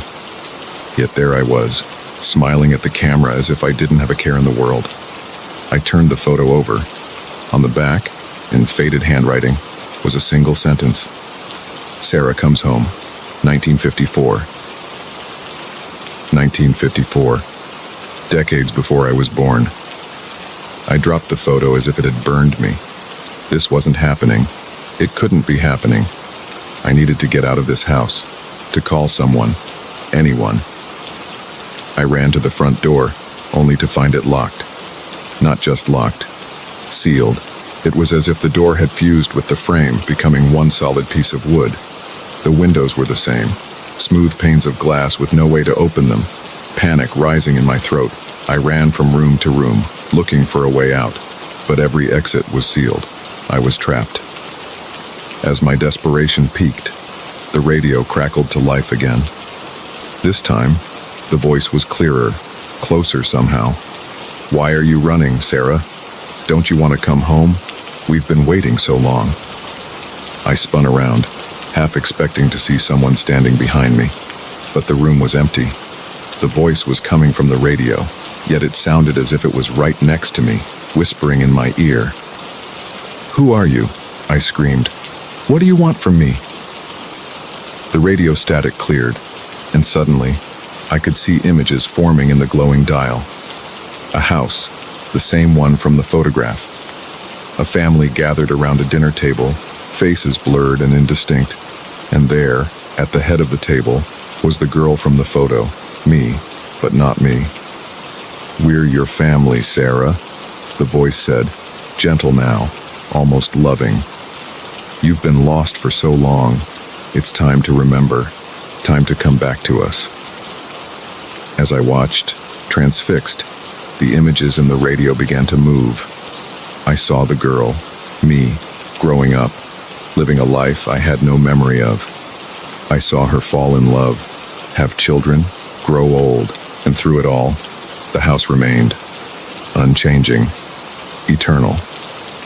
"This isn't real," I muttered, pressing my hands to my temples. "This can't be real." But even as I said it, memories began to surface. Memories of a life I'd never lived, of people I'd never met. They felt real, more real than my own past. The voice from the radio grew more insistent. "Remember, Sarah. Remember who you are, who you've always been." I felt myself being drawn towards the radio, my hand reaching out to touch the glowing dial. As my fingers made contact, a jolt of electricity shot through me. Images flashed before my eyes, too fast to process. A lifetime, no, multiple lifetimes, compressed into seconds. I saw myself living and dying, over and over again, always in that house, always with that family, and always, at the end, finding my way back. The radio was the key, the bridge between worlds. As the flood of memories subsided, I found myself on the floor, gasping for breath. The room around me seemed to shimmer and shift, reality bending in impossible ways. "Do you remember now?" the voice asked, softer now, almost sad. And I did. I remembered everything. The life I'd been living, the person I thought I was. It was all a dream, a brief interlude between returns. This, the house, the family, the endless cycle of life and death and rebirth. This was my reality. As the truth settled over me, I felt a sense of peace. The fear and confusion melted away, replaced by a deep, aching nostalgia. I was home. I had always been home. The walls of the cabin began to fade, replaced by the familiar contours of the house from the photograph. I could hear voices now, not just from the radio, but all around me. Familiar voices calling my name. As I stood up, I caught a glimpse of myself in a nearby mirror. For a moment, I saw two faces superimposed. The Sarah I had been, and the Sarah I was returning to. Then they merged, becoming one. I took a deep breath and stepped forward, into the embrace of a family I had forgotten, but never truly left. The radio fell silent, its purpose fulfilled. In the woods, the cabin stood empty, waiting for the next lost soul to find their way home. And somewhere, in another world, another Sarah was waking up, beginning the journey anew. So if you ever find yourself alone in a cabin in the woods, and an old radio comes to life at midnight, listen carefully. It might be your family calling, reminding you of who you really are. And remember, sometimes, coming home means leaving everything you thought you knew behind.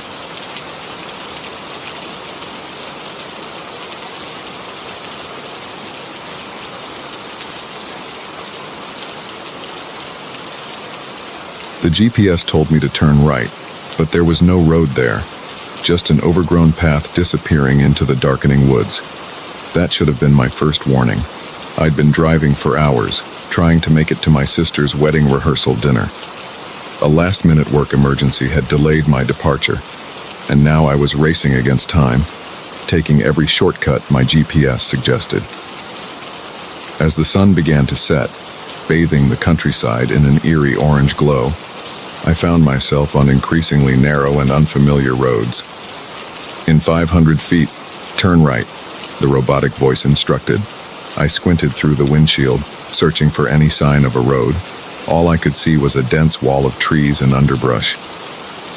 "There's no road here," I muttered, slowing the car. But as I approached, I noticed a small break in the foliage. It wasn't much, barely wide enough for my car, but it was there. I hesitated, my hand hovering over the turn signal. Every instinct told me to keep driving, to find another route, but the GPS was insistent, recalculating every time I passed the turn. "Fine," I growled, flicking on my turn signal, "but if I end up in a ditch, I'm blaming you." I turned onto the narrow path, branches scraping against the sides of my car. The path was rough, more suited for a 4x4 than my sedan, but I pressed on.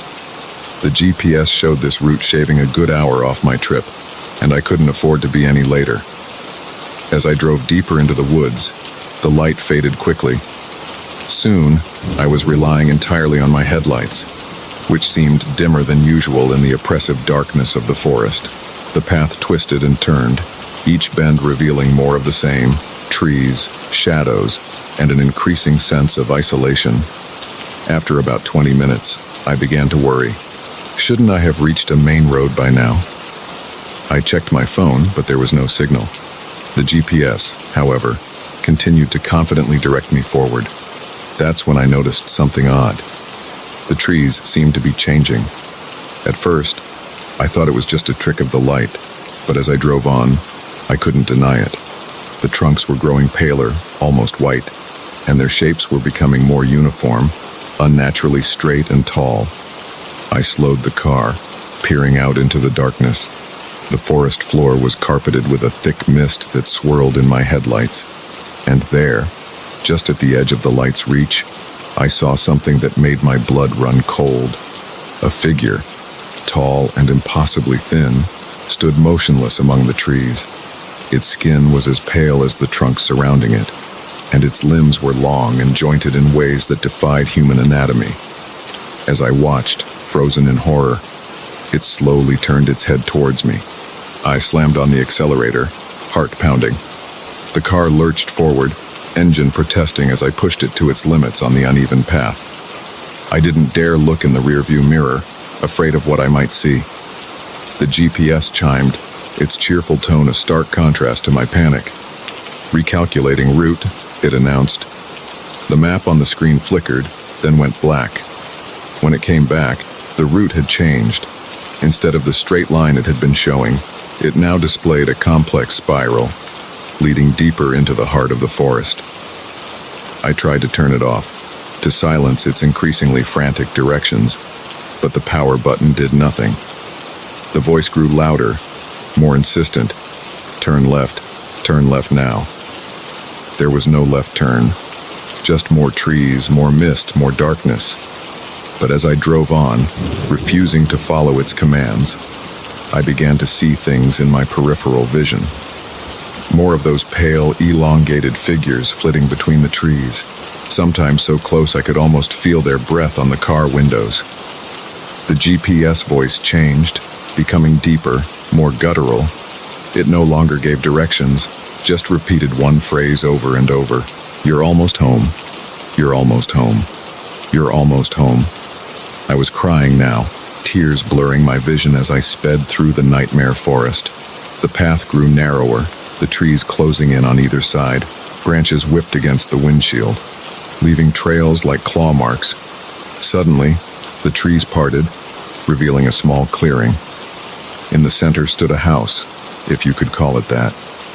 It was a twisted parody of a home, its proportions all wrong, its windows dark and vacant like empty eye sockets. The GPS let out a sound that might have been a laugh. "You're home," it growled. I yanked the wheel hard, turning away from the house, away from the path. The car bounced and jolted as I drove into the underbrush, branches and rocks scraping the undercarriage. I didn't care. I just needed to get away. Behind me, I heard a chorus of inhuman shrieks. Glancing in the rearview mirror, I saw dozens of those pale figures emerging from the trees, their elongated limbs carrying them with terrifying speed. I drove blindly, no longer following any path, just desperately seeking a way out of this nightmare forest. Branches shattered my side mirrors. The windshield was a spiderweb of cracks, but I didn't slow down, just when I thought all hope was lost. When the sounds of pursuit were so close I could almost feel those cold, long-fingered hands grasping at the car, I saw it. A break in the trees, a glimpse of open sky. With one final, desperate push of the accelerator, I burst out of the forest onto a paved road. Normal trees lined the sides, and in the distance I could see the lights of a town. I didn't stop driving until I reached that town, pulling into the first well-lit gas station I saw. As I sat there, engine idling, I finally dared to look back. The forest behind me looked normal.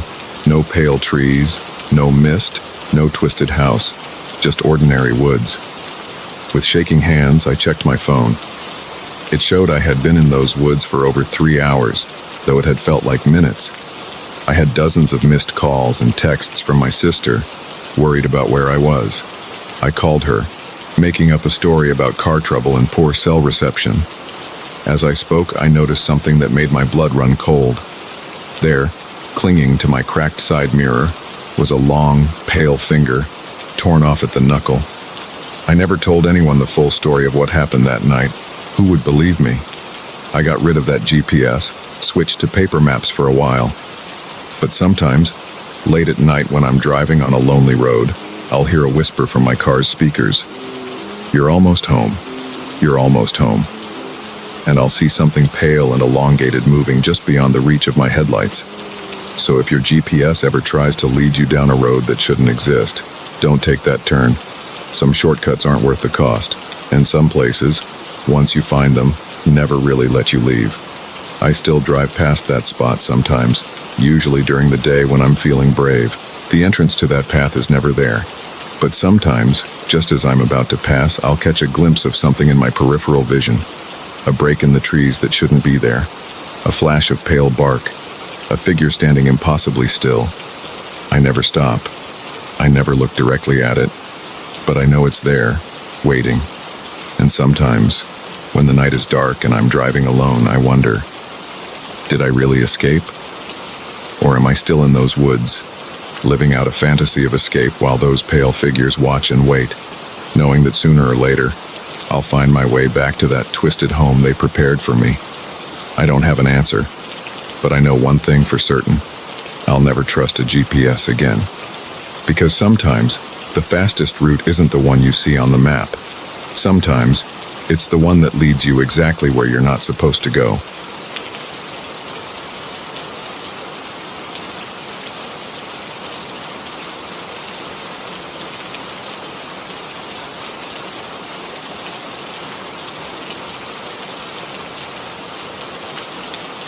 The moment I opened that old leather-bound book, I knew I'd made a terrible mistake. But by then it was too late. The story had already begun to write itself into reality. It all started on my 10th birthday. My parents, knowing my love for all things old and mysterious, had scoured antique shops for the perfect gift. They found it in a dusty corner of a shop that smelled of mothballs and forgotten memories. A book so old the title had faded from its spine. "It's blank inside," my mother said as I unwrapped it. her voice tinged with apologetic disappointment. "But I thought you might like to write your own stories in it." If only she'd known what would happen when I did.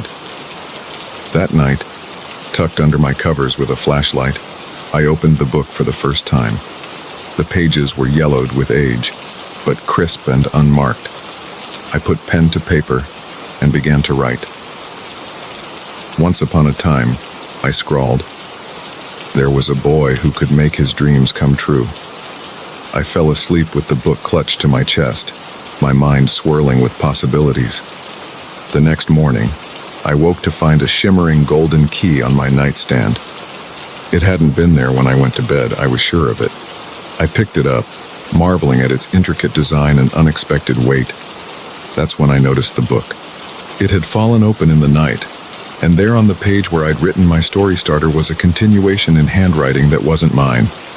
The key to his dreams lay waiting, golden and gleaming, ready to unlock a world of wonder and danger.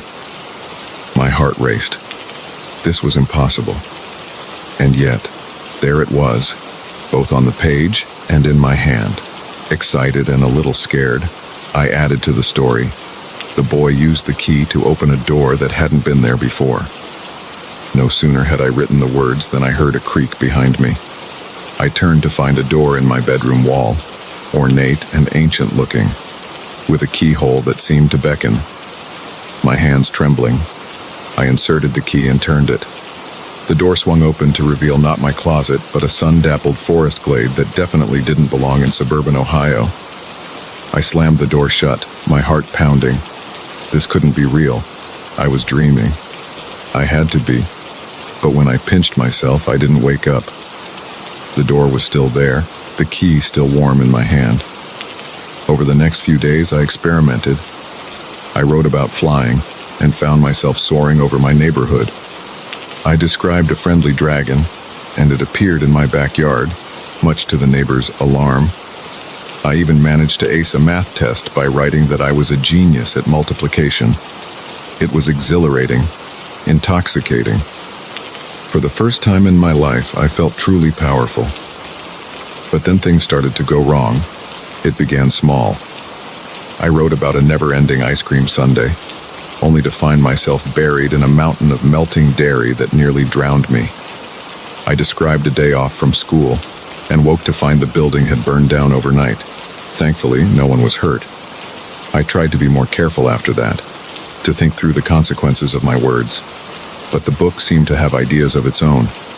One night, frustrated with my little sister's constant pestering, I wrote, and the annoying girl disappeared, never to bother anyone again. I regretted it immediately, crossing out the words and scribbling, "Just kidding," underneath. But when I went downstairs for dinner, my sister's chair was empty. "Where's Emily?" I asked, trying to keep the panic out of my voice. My parents looked at me strangely. "Who's Emily?" my father asked. That's when I realized the true power and danger of the book. It hadn't just made my sister disappear, it had erased her entire existence. Frantic, I ran back to my room and wrote, "Emily returned," and everyone remembered her. But the page remained blank after my words. The book, it seemed, had limits, or perhaps a cruel sense of humor. Desperate, I stayed up all night, writing variation after variation, trying to bring my sister back. As the sun rose, I finally struck on a combination that worked. The boy realized the true value of family, and his sister returned, the memory of her restored to all. I heard a plaintive, "Mo-am," from the next room, and nearly cried with relief. After that, I swore I'd never write in the book again. I hid it away in my closet, under a pile of old toys and outgrown clothes. For weeks, I managed to resist its siren call, but then came the day Jimmy Hoskins pushed me into a mud puddle in front of the whole school. Humiliated and angry, I retrieved the book and wrote, "Jimmy Hoskins got exactly what he deserved." The next day, Jimmy wasn't at school, or the day after.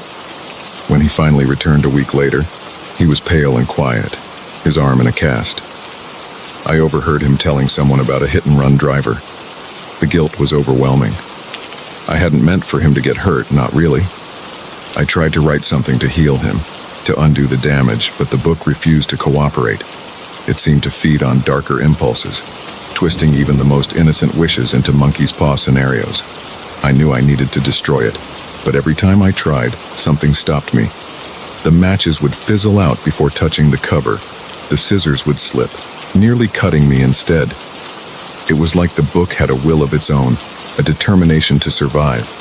As weeks turned to months, I found myself using the book more and more, despite the consequences. I couldn't help it. The power was too alluring, the ability to shape reality too intoxicating. I wrote myself into popularity, only to find my new friends shallow and cruel. I gave myself superhuman strength, then accidentally destroyed half the furniture in my house. I even tried to bring my dead grandfather back to life. But the shambling, vacant-eyed thing that appeared in our living room was so horrifying I immediately wrote it out of existence. Each time I swore it would be the last. Each time I found myself opening the book again, sure that this time I could control it. But the book was changing me. I could feel it. A darkness growing inside me, feeding on my desires and fears. I became withdrawn, jumpy. My parents worried, but I couldn't explain. Who would believe me? It all came to a head the night of my 11th birthday. My parents, concerned about my recent behavior, had thrown me a surprise party. All my classmates were there, the living room festooned with balloons and streamers. As everyone sang "Happy Birthday," my eyes kept drifting to my bedroom, where I knew the book was hidden. I'd been planning to write myself a spectacular birthday gift, consequences be damned. But looking at the smiling faces around me, my parents, my sister, thankfully restored, even Jimmy Hoskins with his arm finally out of its cast, I realized what I truly wanted, what I needed. I slipped away from the party and up to my room. With shaking hands, I opened the book one last time and wrote. The boy realized the true magic was not in getting everything he wanted, but in appreciating what he had.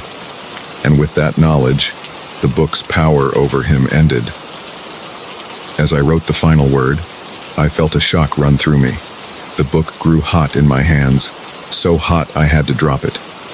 As it fell to the floor, the pages began to blacken and curl, as if being consumed by an invisible fire. In moments, all that was left was a pile of ashes. I stood there, staring at the remains of something that had been both wondrous and terrible. I felt a profound sense of loss, but also relief. The power was gone, but so was the temptation, the danger. I rejoined the party, hugging my parents extra tight, even smiling at Jimmy. For the first time in months, I felt light, free. That night, as I got ready for bed, I noticed something on my desk. A brand new journal, a gift from my grandmother. For a moment, my heart raced with mingled excitement and fear. But when I opened it, the pages were reassuringly blank. Just an ordinary book, waiting to be filled with ordinary words.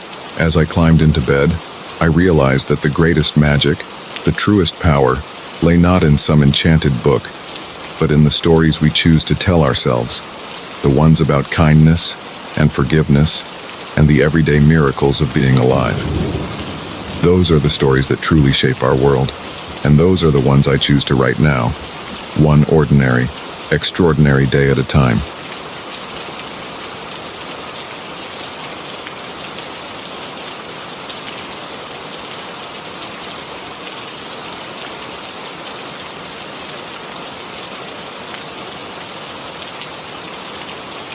The attic door wasn't supposed to be open.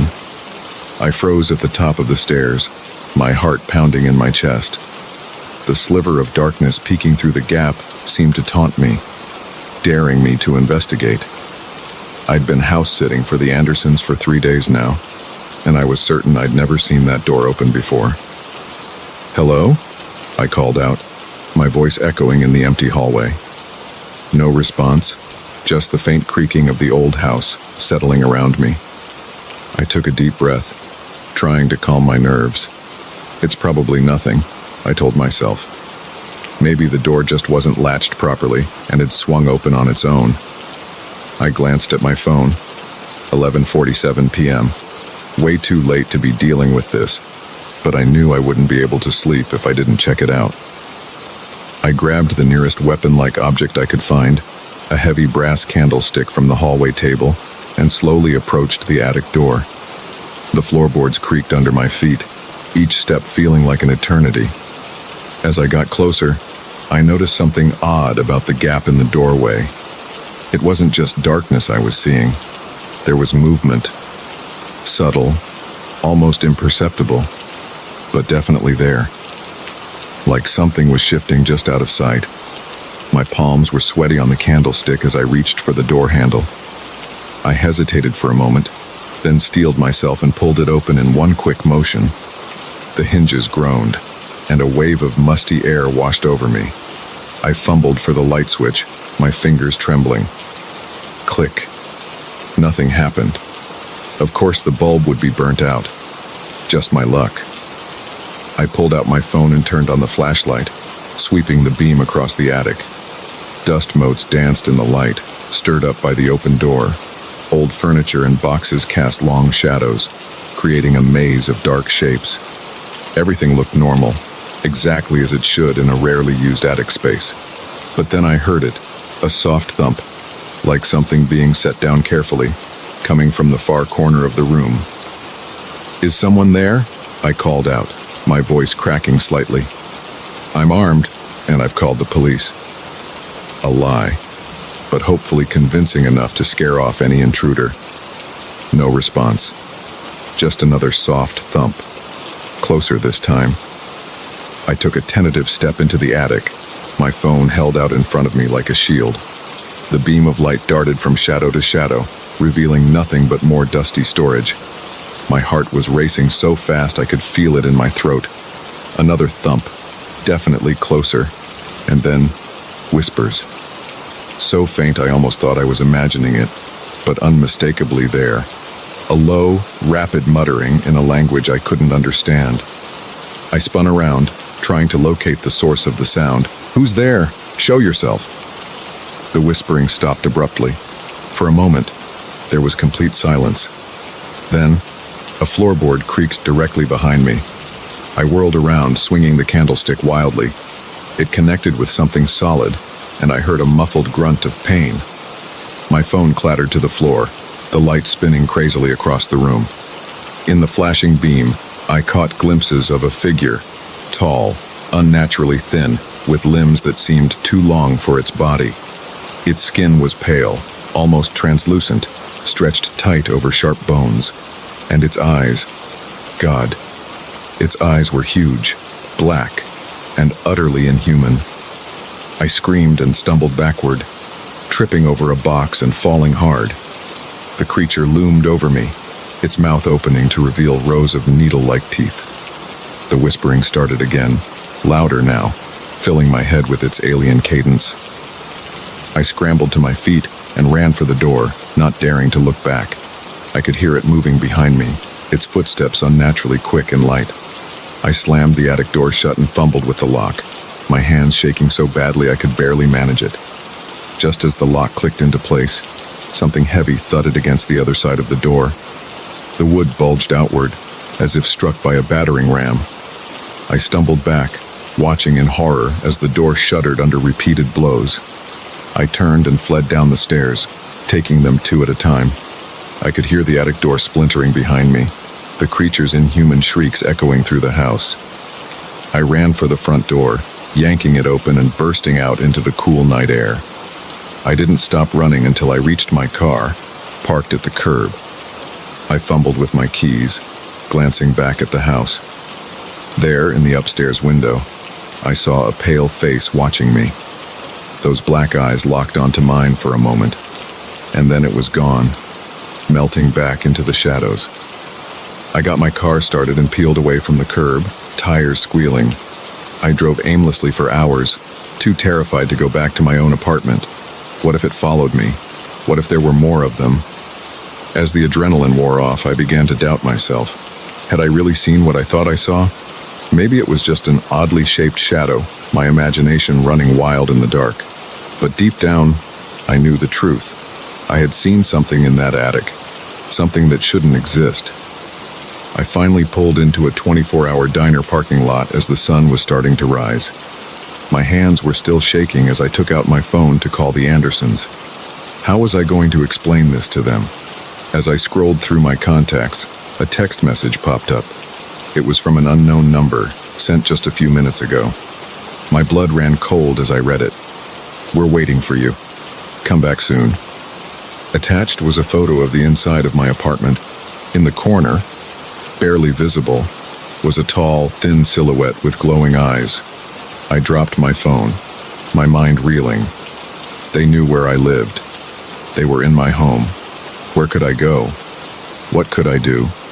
As panic threatened to overwhelm me, I forced myself to think rationally. I needed help, but who would believe me? The police. They'd think I was crazy or on drugs. My friends would probably react the same way.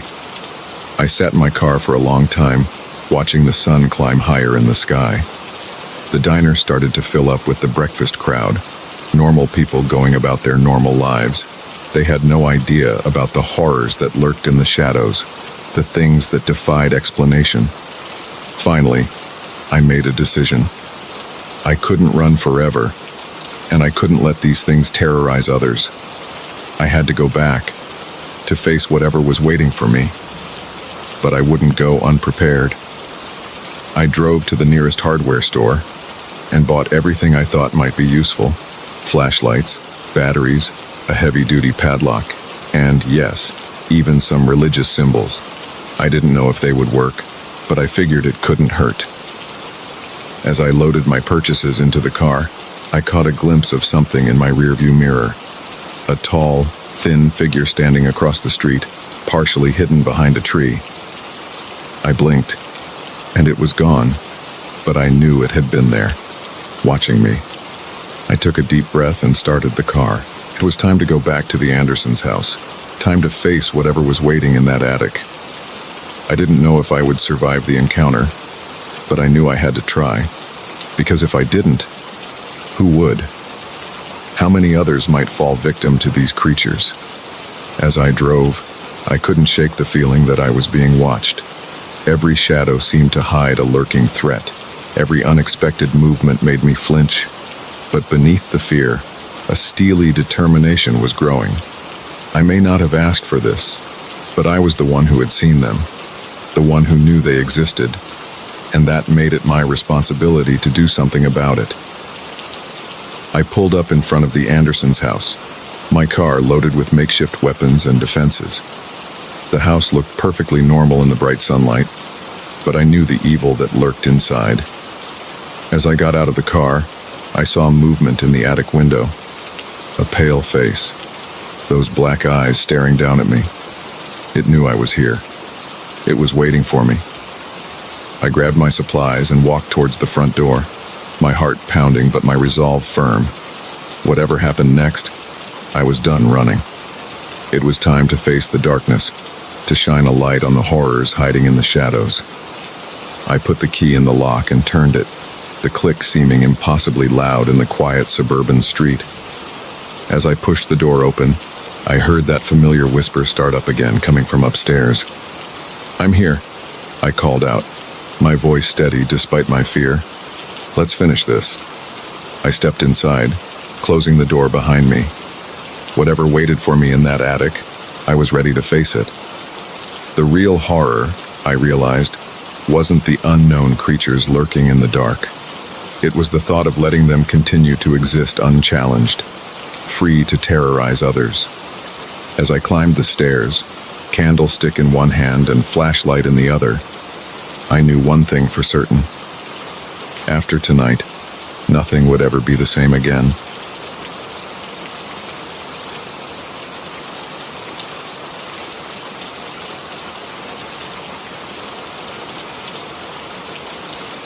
The forest had eyes, and they were all fixed on me. I'd been hiking for hours, pushing myself to reach the summit before nightfall. But as the sun dipped below the tree line, casting long shadows across the unfamiliar trail. I realized I'd made a terrible mistake. The map I'd so confidently memorized that morning now seemed like a cruel joke, each bend in the path leading me further from my intended destination. The first tendrils of panic began to creep in as darkness fell. The chirping of birds gave way to the eerie hoots of owls and the rustling of unseen creatures in the underbrush. My headlamp, once a beacon of security, now only served to create grotesque shadows that danced at the edge of my vision. I stumbled on, my legs aching and my breath coming in ragged gasps. The cool mountain air that had been so refreshing earlier now chilled me to the bone. I pulled my jacket tighter, wishing I'd packed more than a light windbreaker and a few granola bars. Just as I was about to give up hope and resign myself to a night huddled beneath a tree, I saw it. A flicker of light in the distance, steady and warm. A cabin. Relief flooded through me, temporarily washing away my exhaustion. I pushed forward with renewed energy, my eyes fixed on that promise of shelter. As I drew closer, details began to emerge. It was a small, rustic structure, the kind you might expect to find deep in the wilderness. The windows were dark save for one, which emitted a soft, flickering glow. Candlelight, perhaps. I approached cautiously, suddenly aware that I was about to intrude on someone's private space. But surely, I reasoned, anyone living this far out in the woods would understand the plight of a lost hiker. "Hello?" I called out, my voice sounding unnaturally loud in the quiet forest. No response. I tried again, louder this time. Still nothing.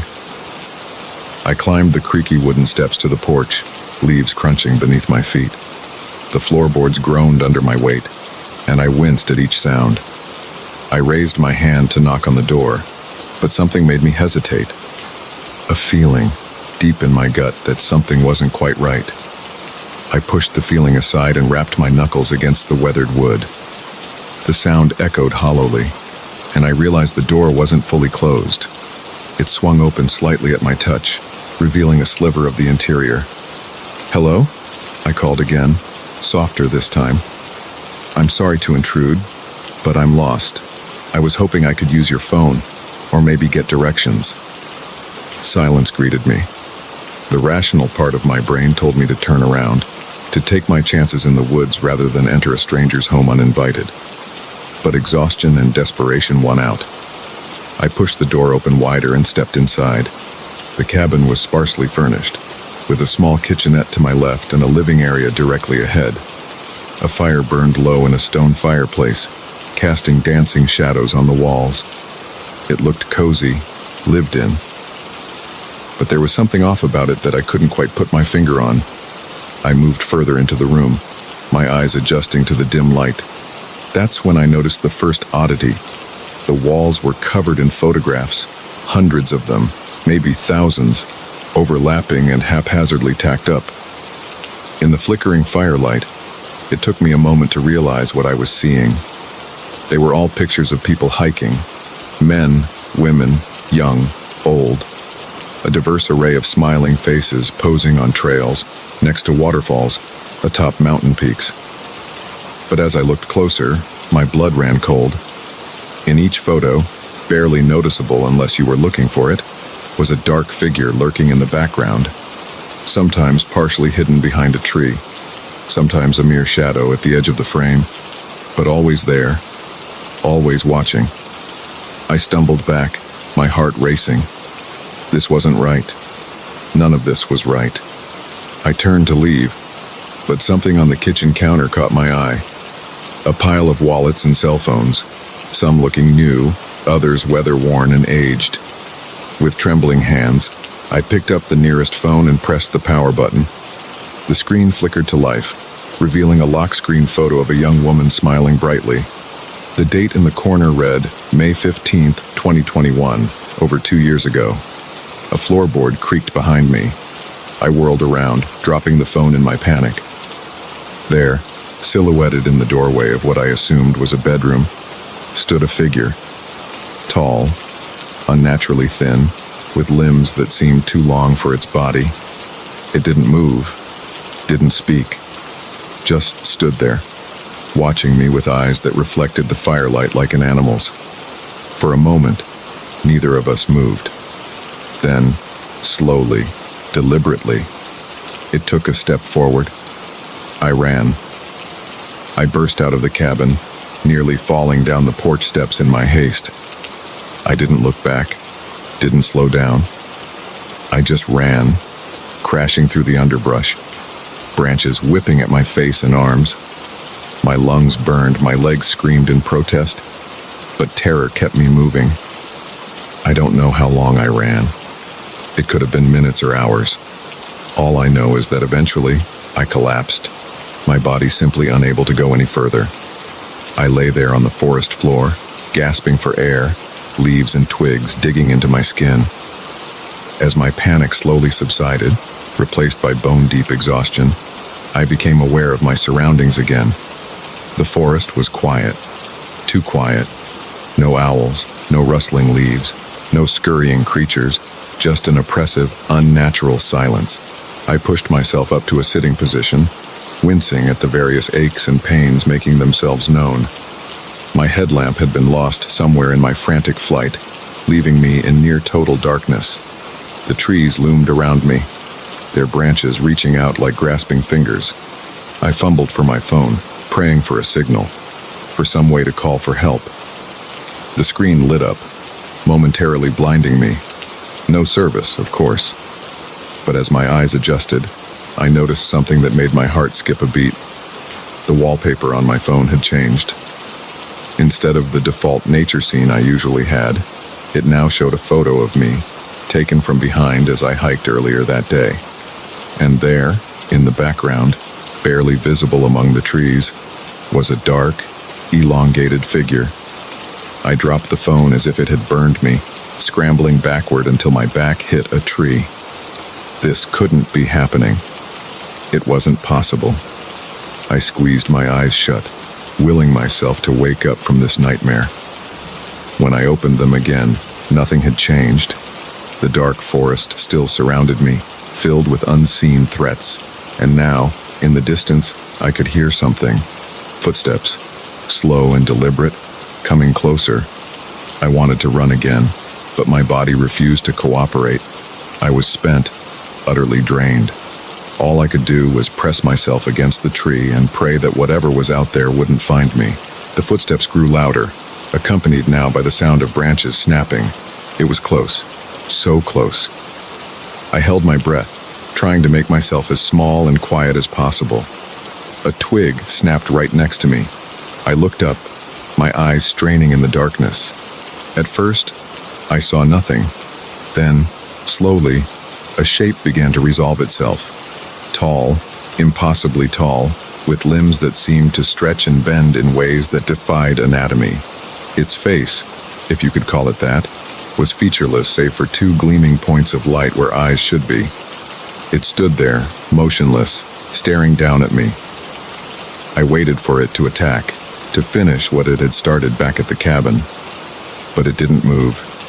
It just watched. After what felt like an eternity, it slowly raised one long, spindly arm. In its hand, it held something out to me. My headlamp. With shaking hands, I reached out and took it. The moment my fingers touched the plastic, the creature vanished. 1 second it was there, the next, gone, as if it had never existed. I sat there for a long time, clutching my headlamp like a lifeline, too scared to move, too tired to think. As the first light of dawn began to filter through the trees, I finally found the strength to stand. I walked for hours, my legs moving mechanically, my mind a blank.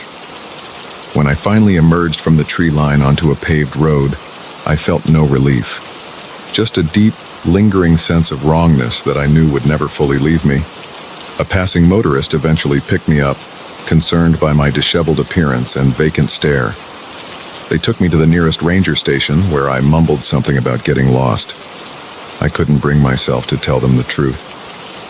Who would believe me? As I sat in the warm, brightly lit station, waiting for my emergency contact to arrive, I caught a glimpse of movement outside the window. Just for a second, I saw it. A tall, dark figure standing at the edge of the trees, watching me with gleaming eyes. I blinked, and it was gone. But I knew, with a certainty that chilled me to my core, that it wasn't over. Whatever I had encountered in those woods, whatever lived in that cabin, it wasn't done with me. And someday, somehow, I would have to face it again.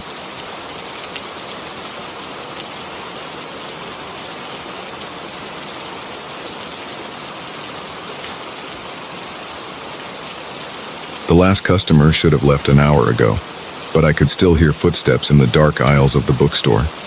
I'd been working at midnight pages for almost a year now, and the late shift had become second nature to me. As a college student, the quiet hours from 8 p.m. to midnight were perfect for catching up on homework between the occasional customer. Tonight, though, something felt off. It started with a man who came in just before closing. Tall, thin, with a face that seemed oddly forgettable.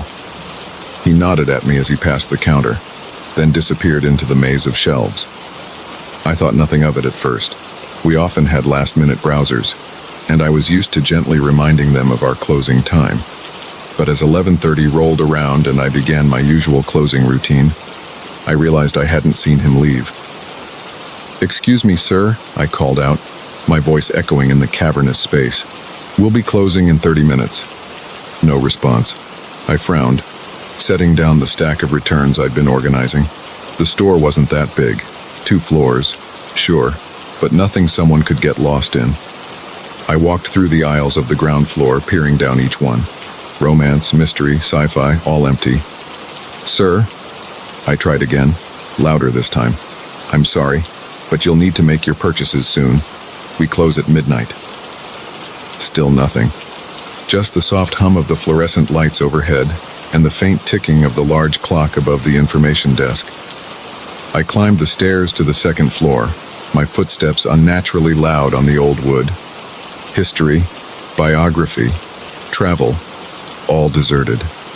A chill ran down my spine as I realized I was alone in the store, or at least I should have been, but I could have sworn I heard the soft rustle of pages being turned, coming from somewhere behind me. I spun around, heart racing. "Hello? Is anyone there?" Silence greeted me, but as I stood there, straining my ears, I heard it again. The unmistakable sound of a book being pulled from a shelf, followed by the whisper of pages. "This isn't funny," I called out, trying to keep the tremor out of my voice. "We're closed. You need to leave now." I made my way back downstairs, my eyes darting to every shadow, every dark corner. The clock read 11:50, 10 minutes until closing, and then I could lock up and get out of here. I returned to the counter, my hands shaking slightly as I counted out the register. Every few seconds, I'd pause, listening intently. There it was again. Footsteps, soft but distinct, moving between the aisles. 11:55.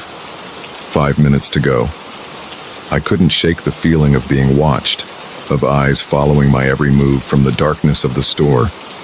I grabbed my phone, ready to call campus security, but as I looked at the screen, my blood ran cold.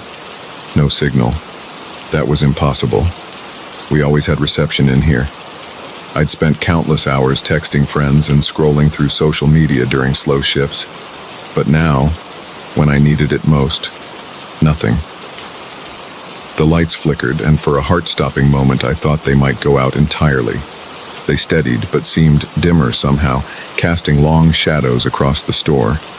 11:59. 1 minute left. I could do this. Just 60 more seconds, and I'd be out of here.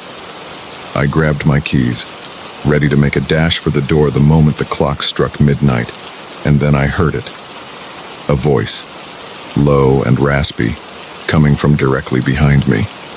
"Excuse me, miss, I'm ready to check out now." I whirled around, a scream catching in my throat. There he was, the man from earlier, standing at the counter as if he'd been there all along. In his hands was a large, leather-bound book I didn't recognize from our inventory. I "I'm sorry, sir, but we're closed." I managed to stammer out, "You'll have to come back tomorrow." He smiled, and something about that smile made my skin crawl. It was too wide, too many teeth. "Oh, I'm afraid that won't be possible. You see, I've been waiting a very long time for this particular volume."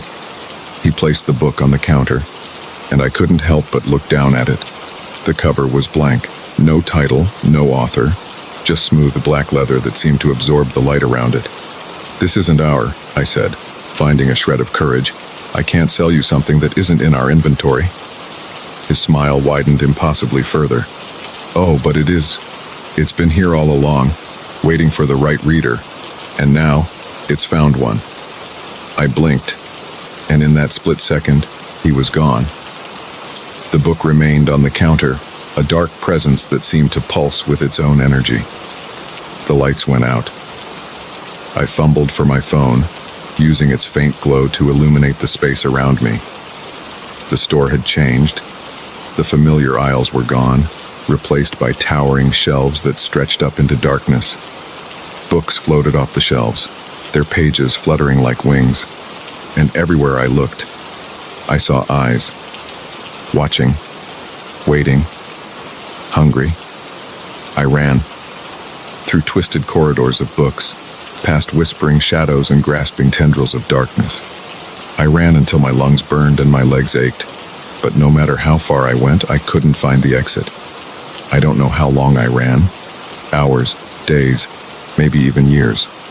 Time had no meaning in this place, but eventually, I found myself back at the counter where it all began. The book was still there, waiting. With trembling hands, I reached out and opened it. The pages were blank, but as I watched, words began to appear. My story, my life, written out in flowing script, and at the end, a choice. Stay and become part of the store's collection. A living book, full of stories and experiences for others to read, or leave, but take the knowledge of this place with me. Never again to find peace in the written word. Always wondering if the next book I opened might pull me back in. I made my choice. The next morning, a young woman arrived to open the store. She found everything as it should be, shelves neatly organized, floors clean, register balanced. If she noticed the new employee behind the counter, a quiet girl with haunted eyes who seemed to know the location of every book without checking the computer, she didn't mention it. And if sometimes, late at night when the store was empty, she heard the sound of pages turning or footsteps in the aisles, well, that was just part of working in an old bookstore, wasn't it? But you, dear reader, now you know the truth. So the next time you're browsing in a bookstore late at night, and you feel eyes watching you from the shadows, remember my tale. And whatever you do, don't open any books you don't recognize. Because once you start reading, you might never stop. The store is always looking for new stories, new experiences to add to its collection, and it's very, very patient. I should know. I've been here for a long time now, watching, waiting for the right reader. Maybe it's you. Maybe you're the one I've been waiting for all these years. So tell me, are you ready to check out? The book is waiting. All you have to do is open it. But remember, once you start reading, there's no guarantee you'll ever be able to close the book again. The choice is yours. Choose wisely.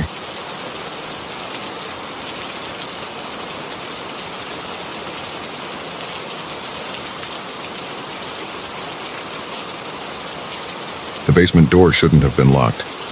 We owned every inch of this house, or so we thought. When Sarah and I bought the old Victorian on Maple Street, we thought we'd struck gold. A beautiful, spacious home at a price that seemed too good to be true. The real estate agent had gushed about its character and history, but glossed over the fact that it had been on the market for nearly 2 years. We were too excited about our first home to ask why. The first few weeks were a whirlwind of unpacking, painting, and settling in. It wasn't until about a month after moving in that I noticed the door.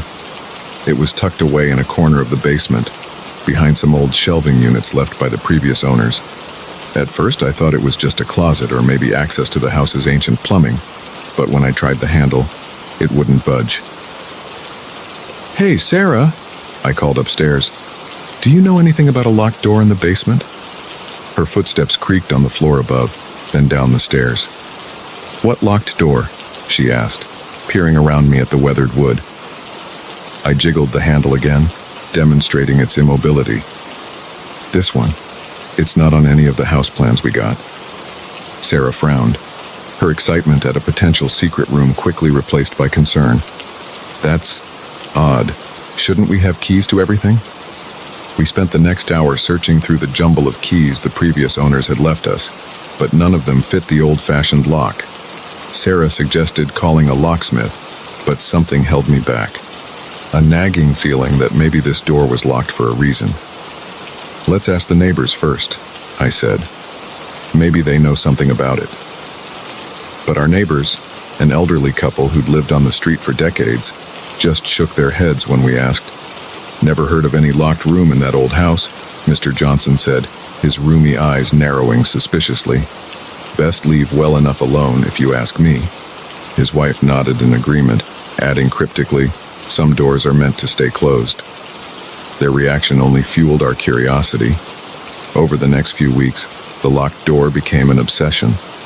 We researched the history of the house, pored over old city records, even contacted the previous owners, but no one seemed to know anything about a locked room in the basement. Finally, unable to resist any longer, I bought a set of lock picks. "Just to see what's inside," I assured Sarah, who looked uneasy. "We own this house. We have a right to know what's in every room." It took me nearly an hour of fumbling with the picks before I heard the satisfying click of the lock giving way. Sarah and I exchanged a look of excitement tinged with apprehension. Slowly, I turned the handle and pushed the door open. The smell hit us first, musty, damp, with an underlying sweetness that made my stomach turn. As our eyes adjusted to the darkness, shapes began to emerge. Shelves lined the walls, filled with jars of murky liquid. In the center of the room stood a large table, its surface stained dark. "What is this place?" Sarah whispered, her hand gripping my arm tightly. I fumbled for the light switch, dreading what we might see in full illumination. The single bulb flickered to life, casting a sickly yellow glow over the room. The jars on the shelves were filled with things, organic matter suspended in cloudy fluid. Some looked like organs, others like twisted limbs or malformed creatures. Labels in faded handwriting adorned each jar, bearing dates and cryptic notations. But it was the table that drew our attention.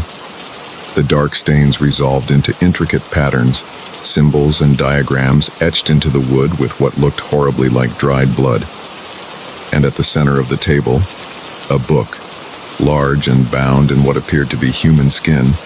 The book seemed to pulse with a life of its own. I approached it cautiously, drawn by a morbid fascination. As I reached out to touch it, Sarah grabbed my wrist. "Don't," she said, her voice trembling, "and we need to close this door and forget we ever saw this." But it was too late. My fingers brushed the cover of the book, and a jolt of energy surged through me. The room began to spin, the jars rattling on their shelves. Sarah's scream seemed to come from far away as darkness engulfed me. I woke up in our bed, sunlight streaming through the windows. For a moment, I thought it had all been a nightmare. Then I saw Sarah's face, pale and drawn. "You've been out for 2 days," she said quietly. I closed the door, locked it again. I tried to sit up, but a wave of dizziness forced me back down. "What happened?" "The book." Sarah shook her head. "I don't know. But strange things have been happening since you touched it. The lights flicker. I hear whispers in empty rooms. And last night..." She trailed off, her eyes filling with tears. "What?" I pressed. "What happened last night?" She took a deep breath. "I saw something. In the mirror. It wasn't me looking back." Over the next few weeks, the incidents escalated. Objects moved on their own. Dark shadows flitted at the edge of our vision. And always, the feeling of being watched. We tried to ignore it, to go about our lives as if nothing had changed. But we couldn't escape the growing sense of dread, the knowledge that we had unleashed something by opening that door. One night, I woke to find Sarah's side of the bed empty. A noise from downstairs drew me out of the bedroom. As I descended the stairs, I saw a light coming from the open basement door. "Sarah," I called out, my voice echoing in the quiet house. No response. With mounting fear, I made my way down to the basement. The door to the hidden room stood open, warm light spilling out. And there was Sarah, standing at the table, the book open before her. "Sarah, don't," I started to say, but she turned to look at me, and the words died in my throat. Her eyes were completely black, her face twisted into an inhuman grin. When she spoke, it wasn't her voice that came out, but a chorus of whispers. "We've been waiting for you." The thing that wasn't Sarah said, "It's time to complete the ritual." I tried to run, but my feet wouldn't move. The shadows in the room seemed to come alive, wrapping around me, pulling me towards the table. I struggled, but it was useless. As I was forced closer to the book, I saw the pages were filled with writing in a language I didn't recognize, accompanied by disturbing illustrations. The whispers grew louder, filling my head with promises of power and knowledge beyond my wildest dreams. For a moment, I was tempted. The secrets of the universe laid out before me.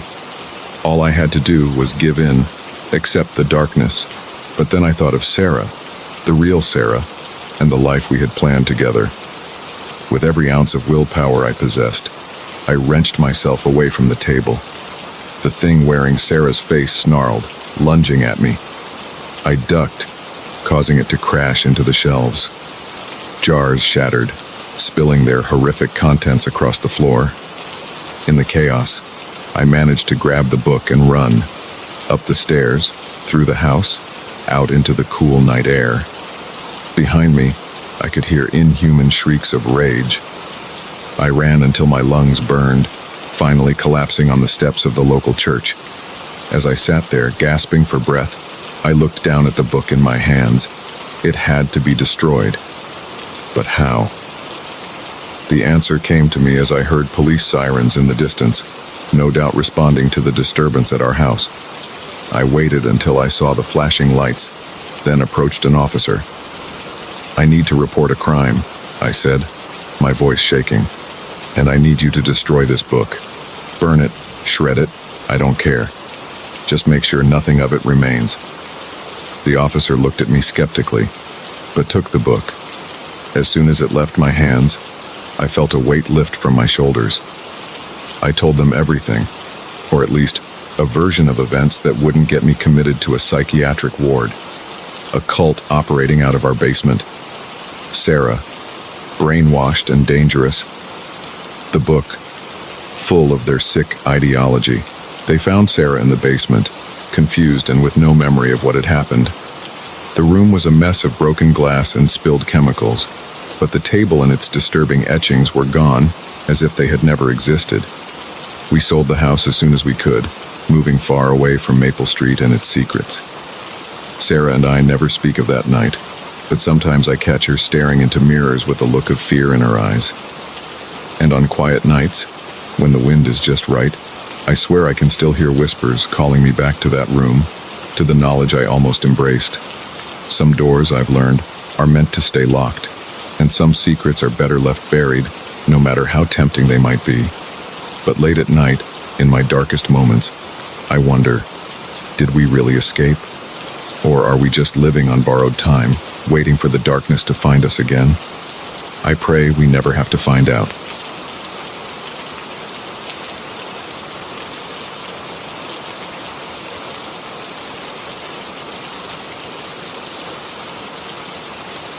The headlights behind me hadn't blinked for the last 20 miles.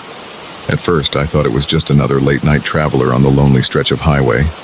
But as I took turn after turn, the persistent glow in my rearview mirror began to feel less like coincidence and more like pursuit. I'd left work later than usual, the hands of the clock creeping past midnight by the time I finally shut down my computer. The office had been empty, save for the quiet hum of the cleaning crew's vacuum in the distance. I remember thinking how nice it would be to crawl into bed, to let the stress of the day melt away. Now, as I gripped the steering wheel with white-knuckled hands, sleep was the furthest thing from my mind. The car behind me was nondescript, a sedan, dark in color, though the exact shade was impossible to determine in the inky blackness of the night.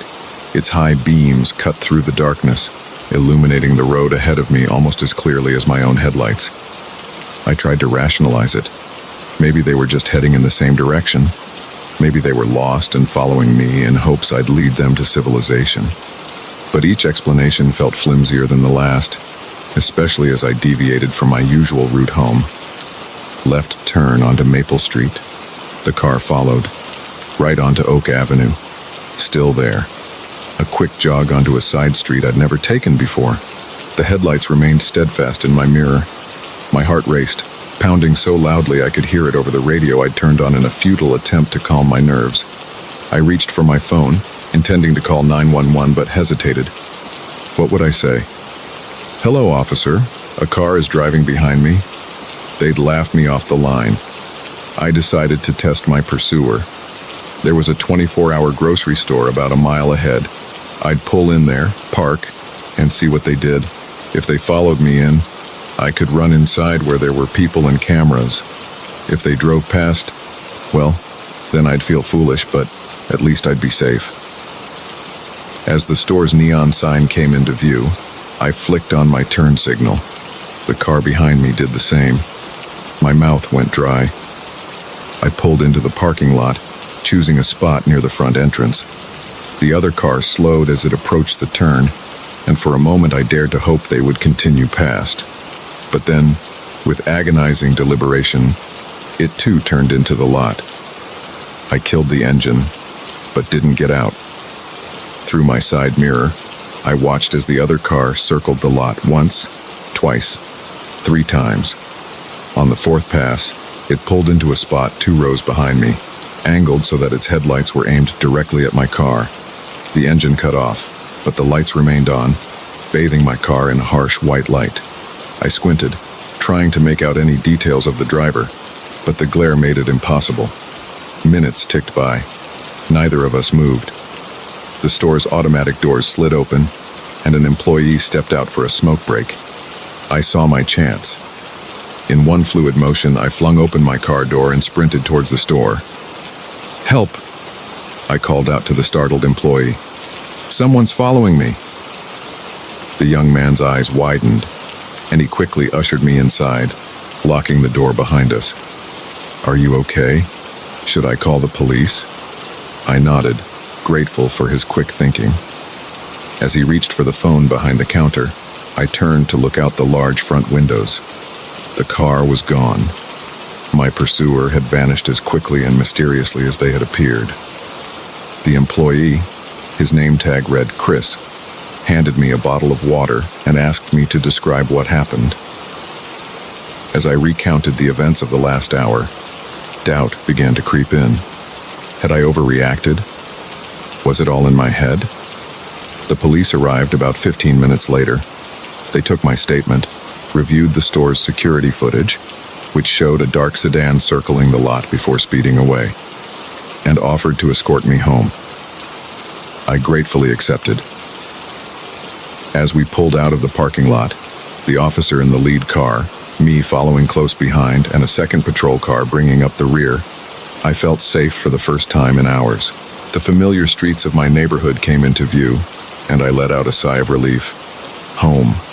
Safety. The officers did a quick sweep of my house before giving me the all-clear. They promised to increase patrols in the area for the next few nights and left me with a card to call if I noticed anything suspicious.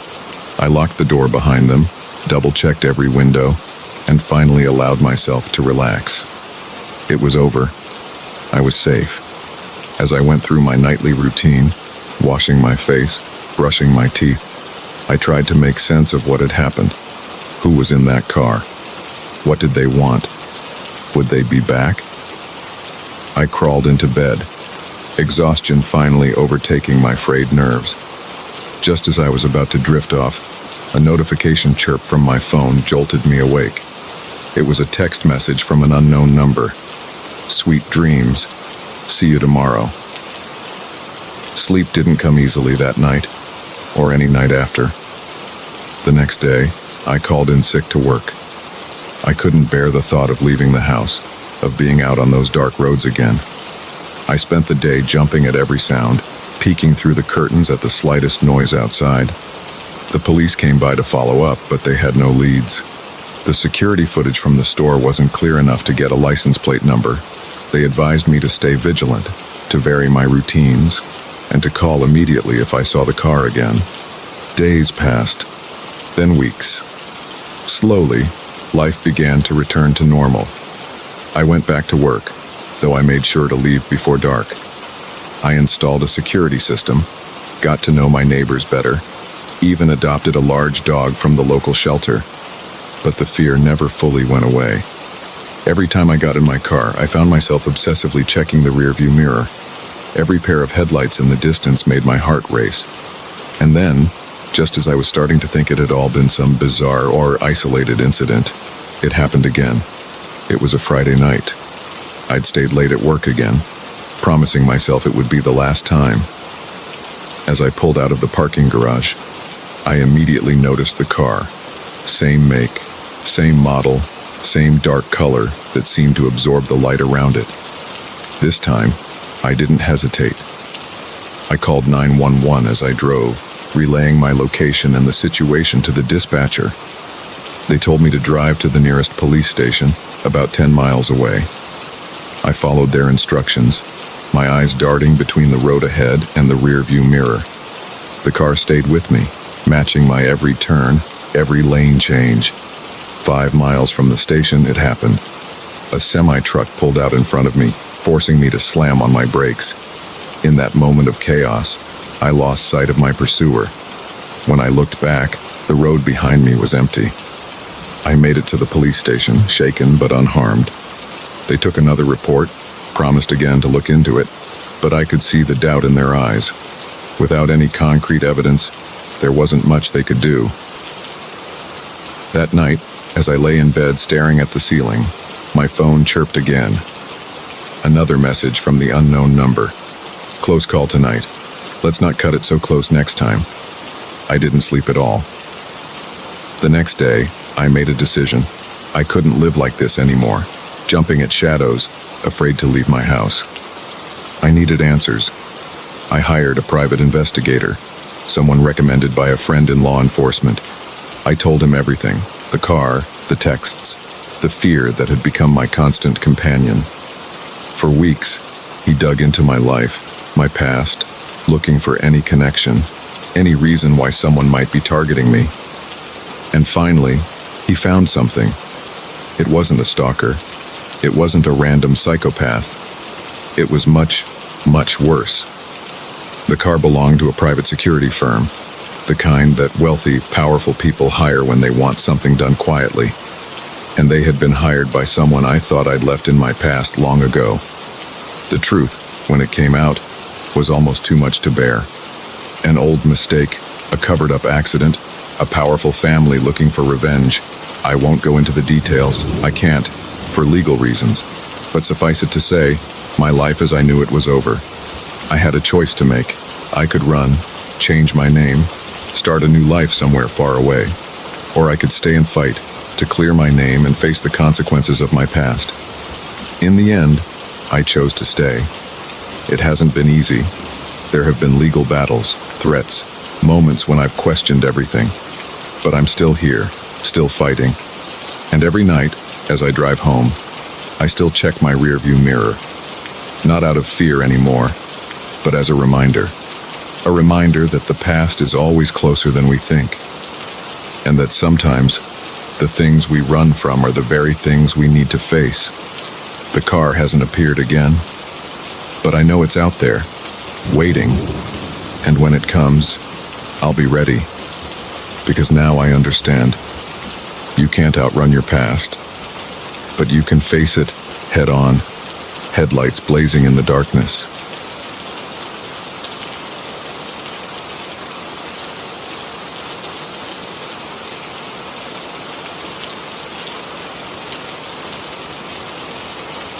The forest had fallen silent, and that's when I knew we were in trouble. As a park ranger for the past decade, I'd grown accustomed to the constant symphony of nature, the chirping of birds, the rustle of small animals in the underbrush, the distant calls of larger beasts.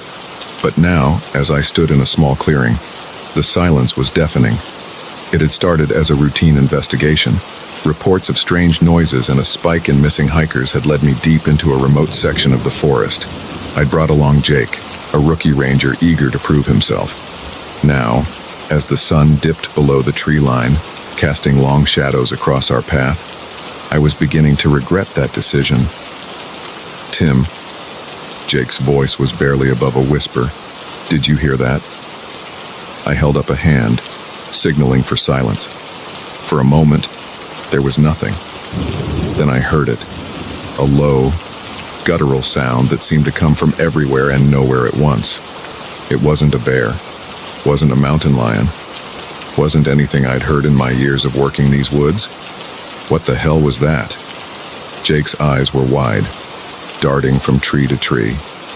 I shook my head, trying to maintain a calm facade for his sake. Not sure. Probably just the wind playing tricks on us. Let's keep moving. But as we pressed on, the feeling of wrongness grew.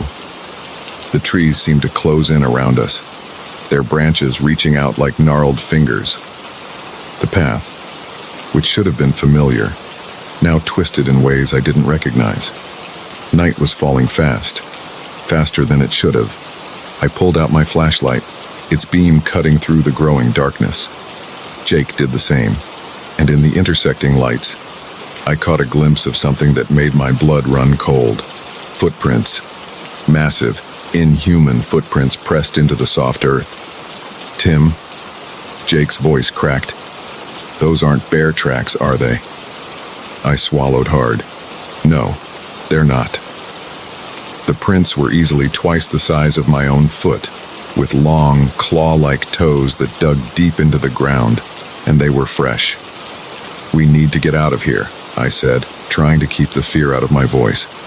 Now, we turned to retrace our steps, but the path behind us had changed. Where there should have been an open trail, there was now a thick tangle of vegetation, as if the forest itself was conspiring to keep us there. That's when we heard it again, that otherworldly growl, closer this time, much closer. "Run!" I yelled, all pretense of calm abandoned. We crashed through the underbrush, branches whipping at our faces, roots seeming to reach up to trip us. I could hear Jake's panicked breathing behind me, punctuated by the snap of twigs and rustle of leaves that told me something was following us. I risked a glance over my shoulder and immediately wished I hadn't. In the bobbing beam of my flashlight, I caught a glimpse of our pursuer.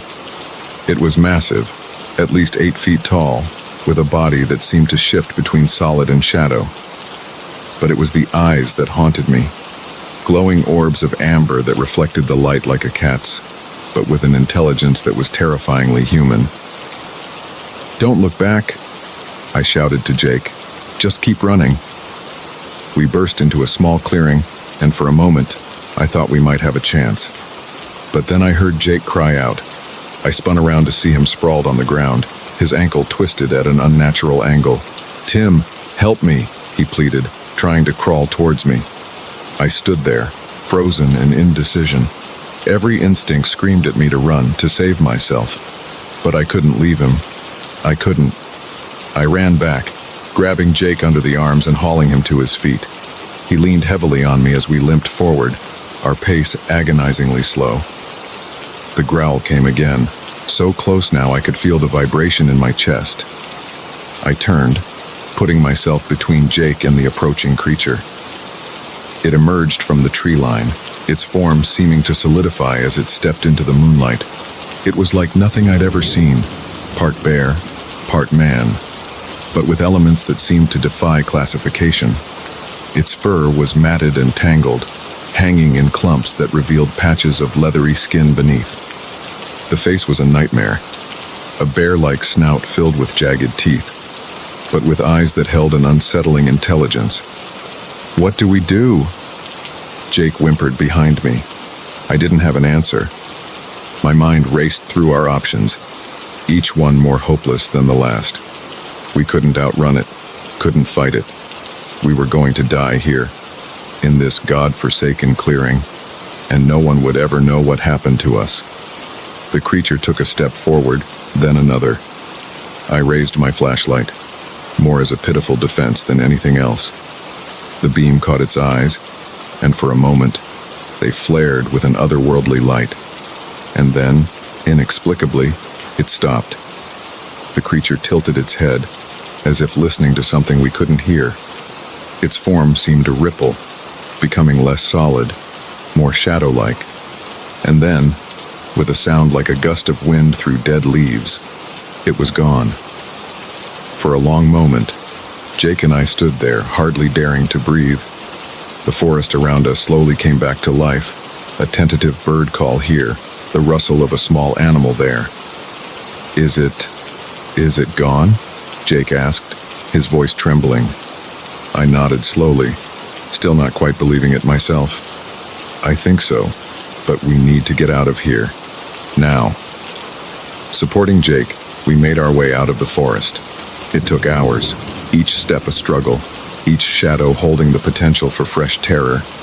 But finally, mercifully, we reached the ranger station. The official report was vague.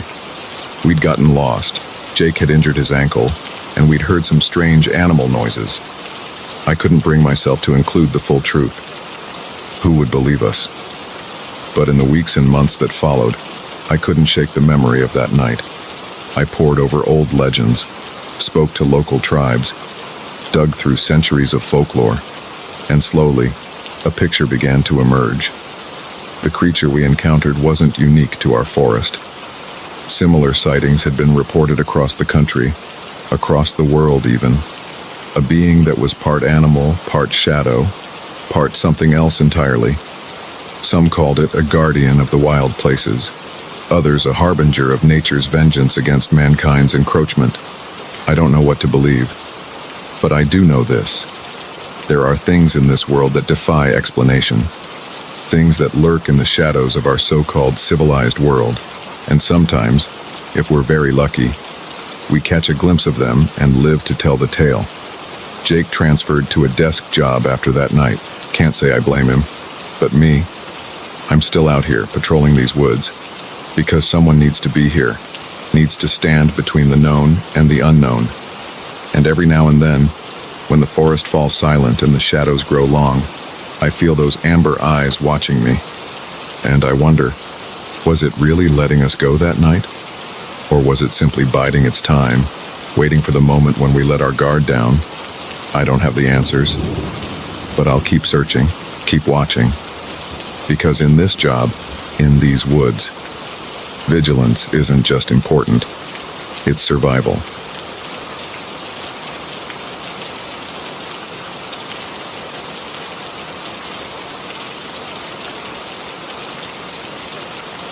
The scratching at the back door wasn't our dog. I knew because Rover was right next to me, hackles raised and growling low in his throat. I'd been house-sitting for my neighbors, the Johnsons, for a week now.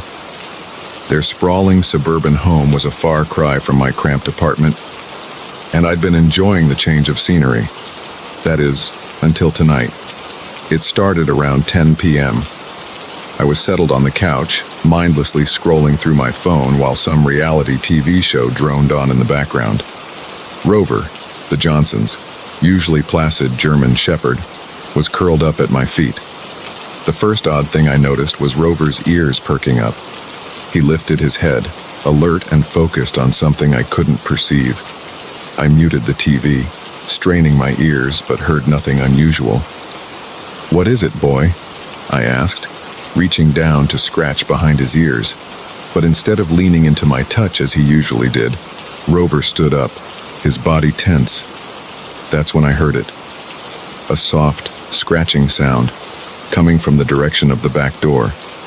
At first, I dismissed it as a branch scraping against the house in the wind. But as I listened, I realized the sound was too rhythmic, too deliberate to be caused by the weather. Rover's low growl startled me. In the week I'd been here, I'd never heard him make a sound like that. His eyes were fixed on the hallway leading to the back of the house, his teeth bared in a snarl. I stood up slowly, my heart beginning to race. "Hello," I called out, immediately regretting it. If there was someone trying to break in, I'd just alerted them to my presence. The scratching stopped abruptly. The silence that followed was somehow worse. I reached for my phone, ready to call 911, when Rover suddenly bolted down the hallway, barking furiously. I heard the back door rattle in its frame, as if something had slammed against it. "Rover!" I shouted, running after him. I skidded to a stop in the kitchen, fumbling for the light switch. The fluorescent lights flickered to life, revealing Rover standing at the back door, his barks now interspersed with vicious snarls. I approached cautiously, peering out the small window in the door. At first, I saw nothing but the darkened backyard. Then, a movement caught my eye. A figure, crouched by the rose bushes at the edge of the patio. It was too dark to make out details, but something about its shape seemed off. My trembling fingers finally managed to dial 911. As I waited for the operator to pick up, I kept my eyes fixed on the yard, searching for another glimpse of the intruder. 911, what's your emergency? I opened my mouth to respond, but the words died in my throat. The figure had stood up, and in the dim light from the kitchen window, I could see it clearly now. It was tall, impossibly tall, its limbs too long and jointed in places they shouldn't be. Its skin was pale, almost translucent in the moonlight, stretched tight over a frame that was decidedly inhuman. But it was the face that made my blood run cold.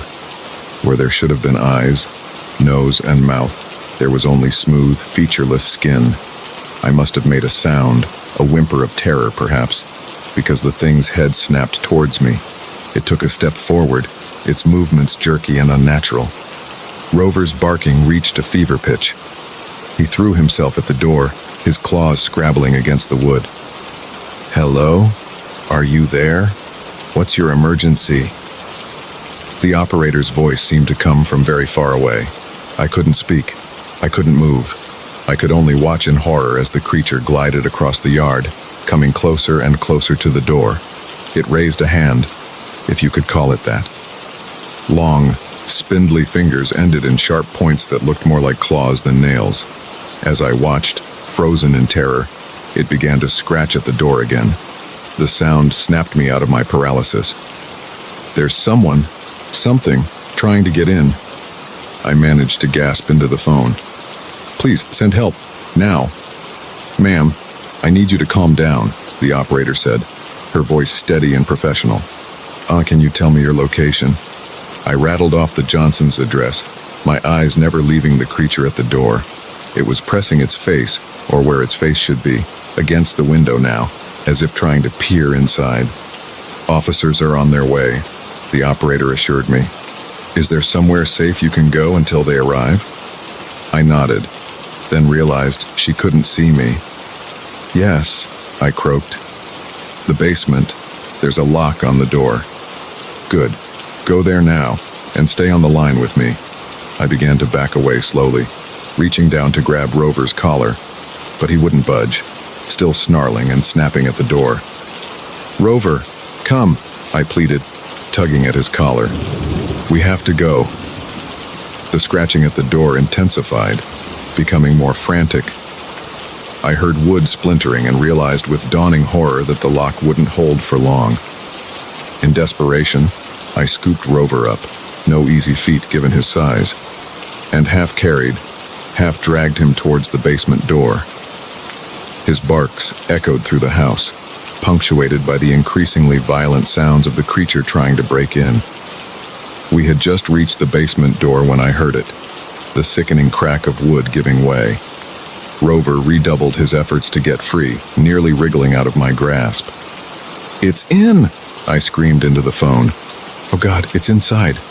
I wrenched open the basement door and practically threw Rover down the stairs before following, slamming and locking the door behind us. The basement was pitch black.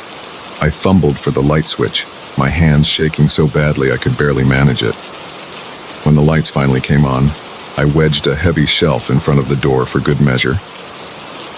Rover was at the bottom of the stairs, still barking up at the door. I could hear heavy footsteps above us, moving with unnatural speed through the house. "The police are almost there," the 911 operator said, her voice tinny through the phone's speaker. "Just stay where you are. Don't make any noise." I pressed myself into a corner, trying to make myself as small as possible. Rover had finally stopped barking and was now pressed against my legs, trembling. The footsteps stopped directly above us. For a long moment, there was silence. Then, slowly, deliberately, something began to descend the basement stairs. Step, scratch, step, scratch. I held my breath, my eyes fixed on the door. The scratching grew louder, more insistent. I could see the wood beginning to splinter around the lock. Just as I was certain the door would give way, I heard the blessed sound of sirens in the distance. The scratching stopped abruptly. There was a moment of stillness, then a flurry of movement above. I heard the back door slam, followed by the sound of breaking glass, probably the creature leaping through a window. By the time the police arrived, the house was silent. They found me huddled in the basement corner, clutching Rover tightly. The back door was in splinters, and long, deep claw marks scored the wood of the basement door. But of the creature itself, there was no sign. The official report chalked it up to an attempted break-in, albeit by an unusually strong and determined burglar. They increased patrols in the neighborhood for a few weeks, but eventually, life returned to normal. Except it didn't. Not for me. I see it sometimes, late at night. A tall, impossibly thin figure at the edge of my vision. When I turn to look, it's gone. But I know it's out there, waiting.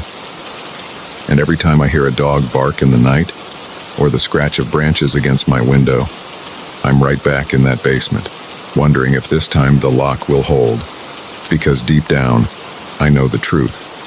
Whatever that thing was, it wasn't human, and someday, somehow, it will be back. Until then, I keep my doors locked, my curtains drawn, and I never ever answer unexpected scratching in the night.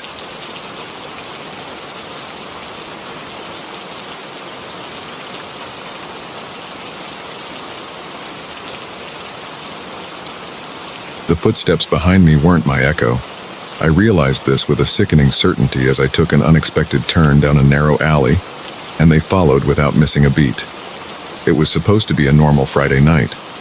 I'd stayed late at the office, rushing to finish a project before the weekend.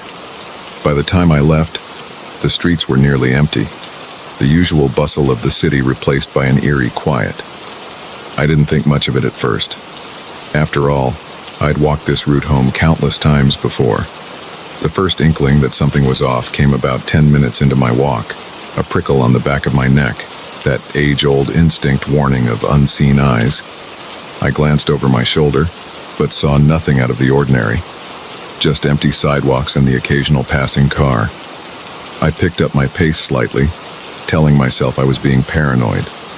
But the feeling persisted, growing stronger with each block. That's when I first noticed the footsteps. At first, I thought it was just my own echoing off the buildings. But as I varied my speed, slowing down then speeding up, I realized the footsteps behind me weren't matching my rhythm. They were steady, relentless, always the same distance behind me. My heart began to race. I fumbled for my phone, intending to call a friend, anyone. But my trembling fingers betrayed me, and the device clattered to the sidewalk. As I bent to retrieve it, I caught a glimpse of a figure reflected in the dark screen. Tall, shadowy, much closer than I'd thought. I abandoned the phone, breaking into a run. The footsteps behind me quickened to match. Panic clouded my thoughts as I sprinted down the familiar streets, now rendered strange and threatening by the darkness and my fear. I turned randomly, hoping to lose my pursuer in the maze of side streets and alleys. But no matter how many turns I took, No matter how fast I ran, the footsteps remained. Sometimes they seemed to fade, only to return moments later, closer than ever. My lungs burned, my legs ached, but I didn't dare stop. I no longer knew where I was, having long since left my usual route home. The buildings loomed over me, their windows dark and lifeless. No one to help, no one to hear me if I screamed. As I rounded another corner, I saw Salvation, a 24-hour convenience store, its fluorescent lights a beacon in the darkness. I put on a final burst of speed, practically throwing myself through the door. The bored-looking clerk glanced up from his phone, startled by my abrupt entrance. "You okay, miss?" I couldn't speak, could barely breathe. I just shook my head, gesturing frantically towards the door. The clerk's eyes widened as he looked past me. "There's no one there." I spun around, half expecting to see my pursuer looming in the doorway, but the street outside was empty. No shadowy figure, no ominous footsteps. Just the quiet night and my own ragged breathing. There was someone following me, I managed to gasp out. The clerk looked skeptical, but he was kind enough to let me use the store's phone to call a cab. As I waited, huddled by the counter and jumping at every sound, I tried to make sense of what had happened. Had I imagined it all? Was it just paranoia and an overactive imagination, fueled by too many late nights and too much coffee? But no, I couldn't have imagined those footsteps, that relentless pursuit. It had been real, terrifyingly, undeniably real. The cab arrived, and I practically dove into the back seat, giving the driver my address in a shaky voice. As we pulled away from the curb, I allowed myself to relax slightly. I was safe now. Whoever had been following me was gone. But as we stopped at a red light, I glanced out the window and felt my blood turn to ice. There, on the sidewalk, was a figure, tall, indistinct in the shadows, but unmistakably the same presence I'd felt behind me all night. And it was looking directly at me. I blinked and it was gone. Just an empty sidewalk, no different from any other in the city. But I knew what I'd seen. The rest of the ride passed in a blur. I kept my eyes fixed firmly ahead, afraid of what I might see if I looked out the windows again. When we finally reached my apartment building, I threw some money at the driver and ran inside, not stopping until I was safely in my unit, door locked and chained behind me. I spent the rest of the night huddled on my couch, lights blazing and TV on for company. Sleep was out of the question. Every creak of the building, every distant siren had me jumping, convinced my pursuer had somehow found me. As dawn broke, casting a pale light through my windows, I began to doubt myself again. In the harsh light of day, last night's terror seemed almost laughable. I must have let my imagination run wild, turning ordinary noises into a nightmare pursuit. I managed to doze off for a few hours, exhaustion finally overcoming fear. When I woke, it was early afternoon. The events of the previous night felt like a distant dream. I showered, ate, tried to go about my day normally, but I couldn't shake the lingering unease, the feeling that something fundamental had shifted in my world. As evening approached, I found myself dreading the coming darkness. I knew it was irrational, but I couldn't bear the thought of being outside after sunset. I ordered delivery for dinner, double-checked all my locks, and settled in for another night of sleepless vigilance. It was just past midnight when I heard it, a soft scraping sound, coming from my front door. I froze, remote control slipping from my suddenly numb fingers. It came again, louder this time. Something was out there, trying to get in.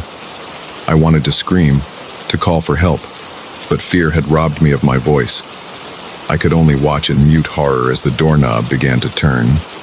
Slowly, slowly. The chain caught, the door opening just a crack, and in that narrow space, I saw an eye. Not a human eye, but something alien, ancient, filled with a hunger that made my soul shrivel. I don't remember much after that. Somehow, I managed to slam the door shut, to wedge a chair under the knob. I remember calling 911, babbling about intruders and stalkers, but by the time the police arrived, there was no sign of anyone having been at my door. No scratches, no fingerprints, nothing. They were kind, but I could see the doubt in their eyes. Just another paranoid city dweller, jumping at shadows. They promised to keep an eye on the building, but I knew it wouldn't matter. Whatever was after me, it wasn't something the police could stop. I moved out of that apartment the next day, fled the city entirely. I told myself it was just stress, that I needed a change of scenery. But deep down, I knew I was running. And I knew, with a certainty that chilled me to my core, that it wouldn't be enough. Because sometimes, late at night, I still hear those footsteps. Steady, relentless, always the same distance behind me. I've learned not to look back, not to acknowledge them, but they're there, always there. And someday, I know, they'll catch up to me, so I keep moving, never staying in one place too long. I avoid dark streets and empty sidewalks. I never walk alone at night. But still, I feel those eyes on me. Still, I hear those footsteps. And I wonder, in my darkest moments, if they were ever really behind me at all. Or if, perhaps, they've been inside me all along, patiently waiting for the moment when I can no longer outrun my own shadows.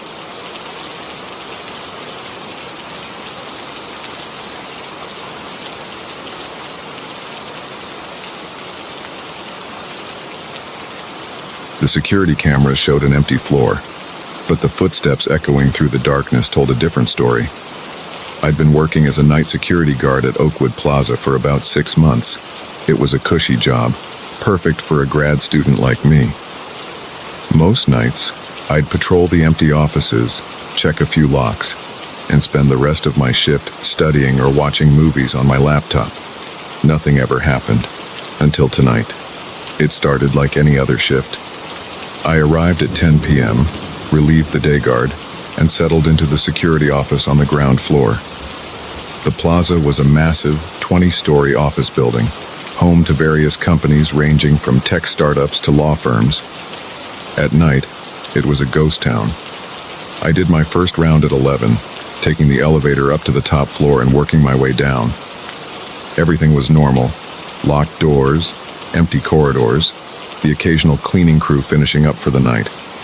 By midnight, I was back in the security office, feet up on the desk, textbook open in front of me. That's when I first noticed it. A soft beeping from one of the security monitors caught my attention. I looked up to see a motion alert flashing on the screen for the 15th floor. Probably just a janitor I'd missed on my rounds, I thought. But as I switched to that camera feed, my blood ran cold. The hallway was empty. I cycled through the other cameras on that floor. Nothing, not a soul in sight. But the motion sensor was still triggering, its alert now a constant, irritating buzz. I tried to shake off the unease creeping up my spine. Technical glitch, I told myself. These systems weren't exactly cutting edge. I made a note to report it to maintenance in the morning and tried to return to my studying, but I couldn't focus. My eyes kept darting back to that monitor, half expecting to see something, anything to explain the alert. After about 10 minutes of this, I decided to check it out myself. If nothing else, it would break up the monotony of the night. The elevator ride up to the 15th floor felt longer than usual. As the doors slid open, I was hit by a wall of silence. Not unusual for an empty office at 1 a.m., dear, but somehow more noticeable tonight. I stepped out, flashlight in one hand, radio in the other. Security, doing a check on 15, I said into the radio, more to hear a voice than out of any real need to report. My words echoed in the empty hallway. I made my way down the corridor, beam of light sweeping from side to side. Everything looked normal. No signs of intrusion, no equipment left on, nothing out of place. I was about to chalk it up to a faulty sensor and head back when I heard it. Footsteps, coming from around the corner. I froze, listening intently. There it was again, the unmistakable sound of shoes on carpet moving at a steady pace. But as I shone my light in that direction, I saw nothing. "Hello?" I called out, trying to keep my voice steady. "This is security. Identify yourself." No response. Just more footsteps, now seeming to come from multiple directions. My heart was pounding so hard I could feel it in my throat. I fumbled for my radio. "This is Anderson on 15. I've got a situation here. Possible intruder." Static was my only answer. I tried again, but the radio remained stubbornly silent. The footsteps were getting closer now, surrounding me. But every time I turned to face them, my light revealed only empty space. It was as if the sounds were coming from invisible bodies, moving freely through the office. I backed up against a wall, trying to keep all directions in view. That's when I noticed something that made my blood run cold. The security camera in the corner of the hallway. Its red recording light was off. With shaking hands, I pulled out my phone. No signal. Of course. The footsteps stopped abruptly. The silence that followed was somehow worse. I could hear my own ragged breathing, too loud in the stillness. Then, a whisper, right next to my ear. "You don't belong here." I ran. Blind panic propelled me through the hallways, not caring about direction, just needing to get away. I slammed into the stairwell door, taking the steps two at a time in my haste to descend. As I reached the 10th floor landing, I heard a door above me open and slam shut. Footsteps on the stairs, racing down after me. But when I looked up, I saw no one. I burst out of the stairwell on the ground floor, sprinting for the security office. I'd call for help, get the police here, anything to not be alone with. Whatever this was. But as I rounded the corner, I skidded to a halt. The security office door was open, swinging gently on its hinges. I was certain I'd locked it when I left. With nowhere else to go, I edged into the room. The bank of monitors that usually showed feeds from all over the building were dark, all except one. The screen for the 15th floor was on, showing the hallway I'd just fled. And there, in the center of the screen, was a figure. It was shadow-given form, a darkness deeper than the surrounding night. As I watched, paralyzed with fear, it turned to face the camera. Where its face should have been, there was only a swirling void. The figure raised a hand, pointing directly at the camera, at me, and then the screen went black. I don't remember much after that. I must have passed out, because the next thing I knew, I was being shaken awake by the day guard. I was huddled under the desk in the security office, babbling about invisible intruders and dark figures. They didn't believe me, of course. The security footage showed nothing unusual, just me wandering around the 15th floor before running back to the office and hiding. The motion sensor alert was blamed on a glitch in the system. Case closed. I quit that day. Couldn't bear the thought of spending another night in that building. But even now, months later, I can't shake the memory of those footsteps. That whisper, that pointing figure on the screen. Sometimes, late at night, I still hear them. Soft footsteps in my empty apartment, a whisper just on the edge of hearing. And I wonder, did I really escape that night? Or did something follow me home? I've taken to sleeping with the lights on, my back to the wall. I check and recheck the locks on my doors and windows. But deep down, I know it won't matter. Because whatever was in that building, whatever chased me through those empty halls, it wasn't stopped by locked doors or solid walls. It's out there waiting. And someday, when I least expect it, I'll hear those footsteps again, coming for me. So I stay vigilant. I avoid dark places, empty buildings. I never work night shifts anymore. But still, I feel watched. Still, I hear whispers in the silence. And I wonder, in my darkest moments, if I ever really left that 15th floor. Or if, perhaps, a part of me is still there, running through those endless hallways, chased by shadows that should not exist. Because in the end, That's the true horror. Not the things that go bump in the night, but the realization that sometimes the monsters follow you home. And once they've found you, they never really let you go. So if you're ever alone in a dark, empty place, and you hear footsteps with no source, or whispers with no speaker, remember my story, and run, and pray that you're faster than the darkness that's coming for you. Because sometimes, the things we can't see are the most terrifying of all.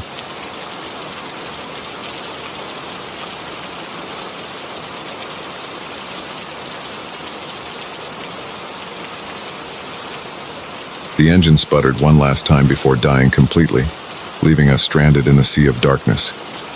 As the headlights flickered and faded, I caught a glimpse of something moving just beyond their reach. Sarah and I had been driving for hours, making our way back from her parents' and house in the countryside. It was supposed to be a simple 4-hour drive, but a detour due to road construction had led us onto this lonely stretch of highway.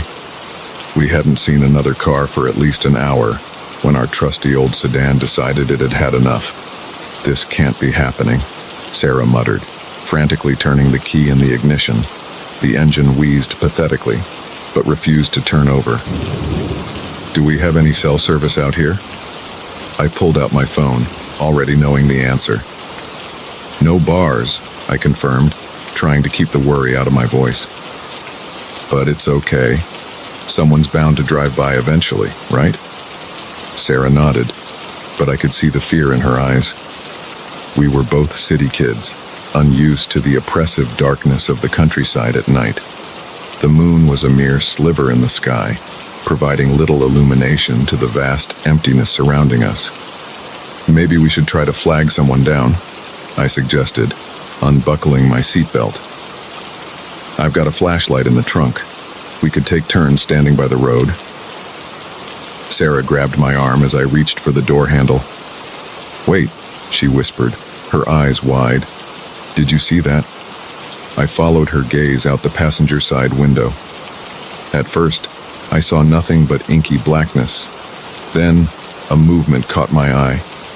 Something large shifted in the shadows just beyond the reach of our dying headlights.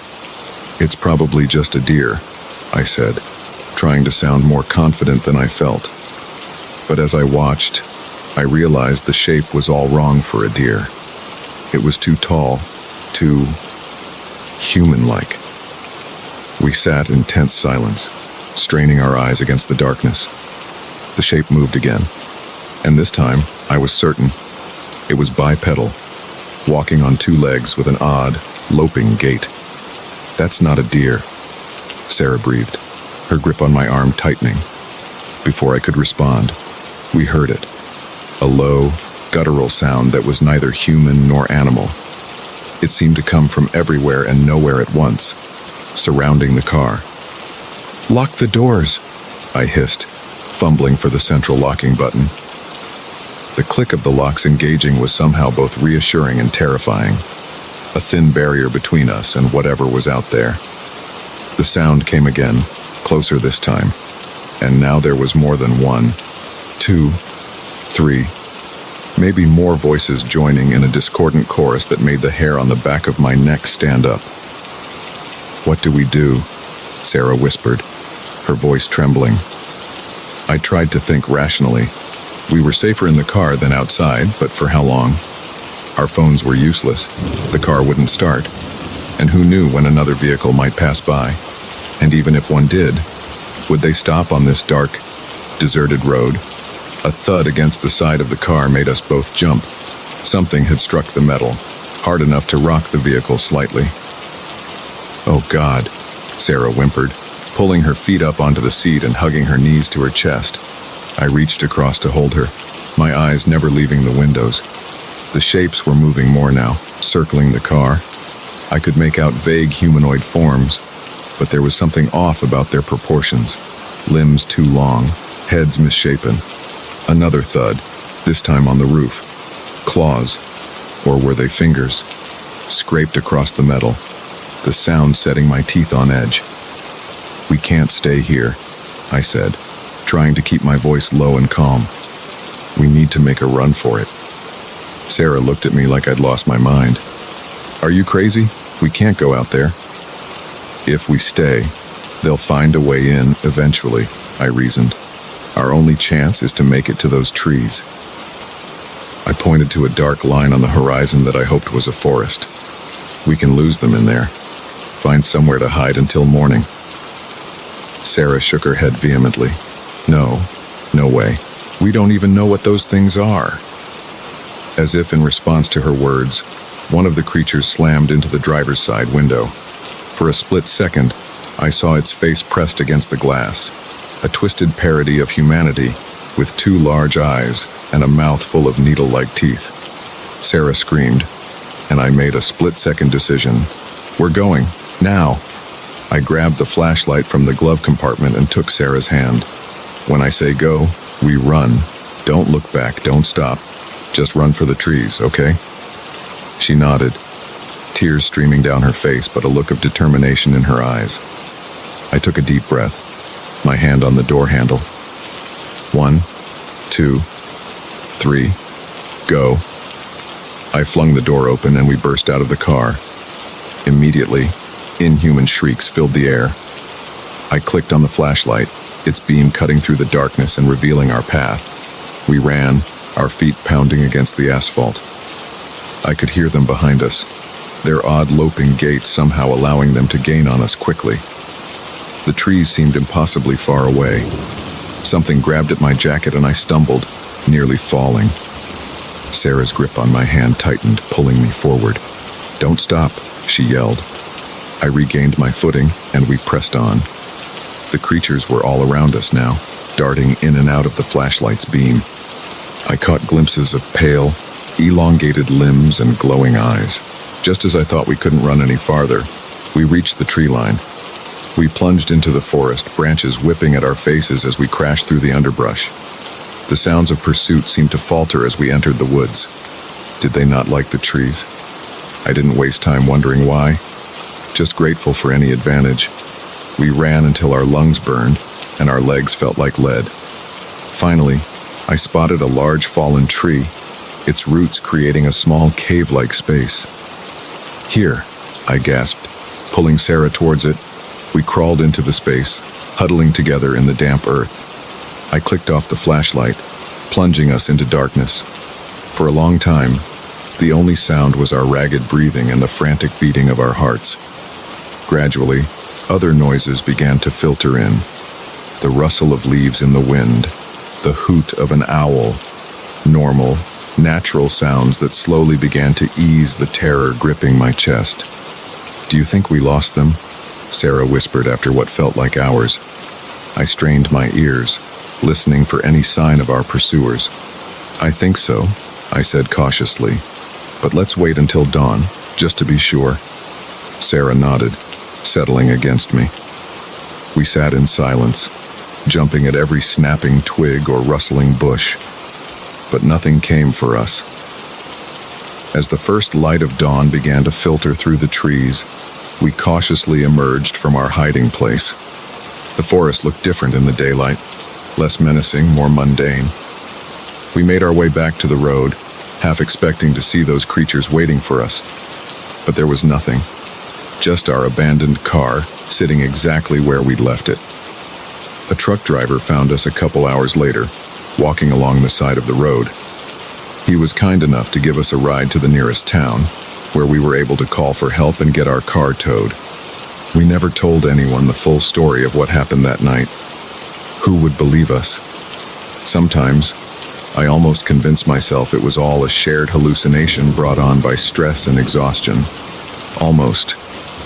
But on dark nights, when the wind whispers through the trees and shadows seem to move of their own accord, I remember the inhuman shrieks, the glowing eyes, the twisted faces, and I wonder, are they still out there, waiting in the darkness beyond the headlights, waiting for another stranded traveler, another chance to hunt? I don't drive on lonely country roads at night anymore, and if I ever find myself on one, I keep my eyes fixed firmly ahead, because I know now what lurks in the shadows, just beyond the reach of the light, and some things, once seen, can never be unseen. So if you're ever driving late at night and your car breaks down on a deserted stretch of road, remember our story. And whatever you do, don't look into the darkness, because sometimes the darkness looks back.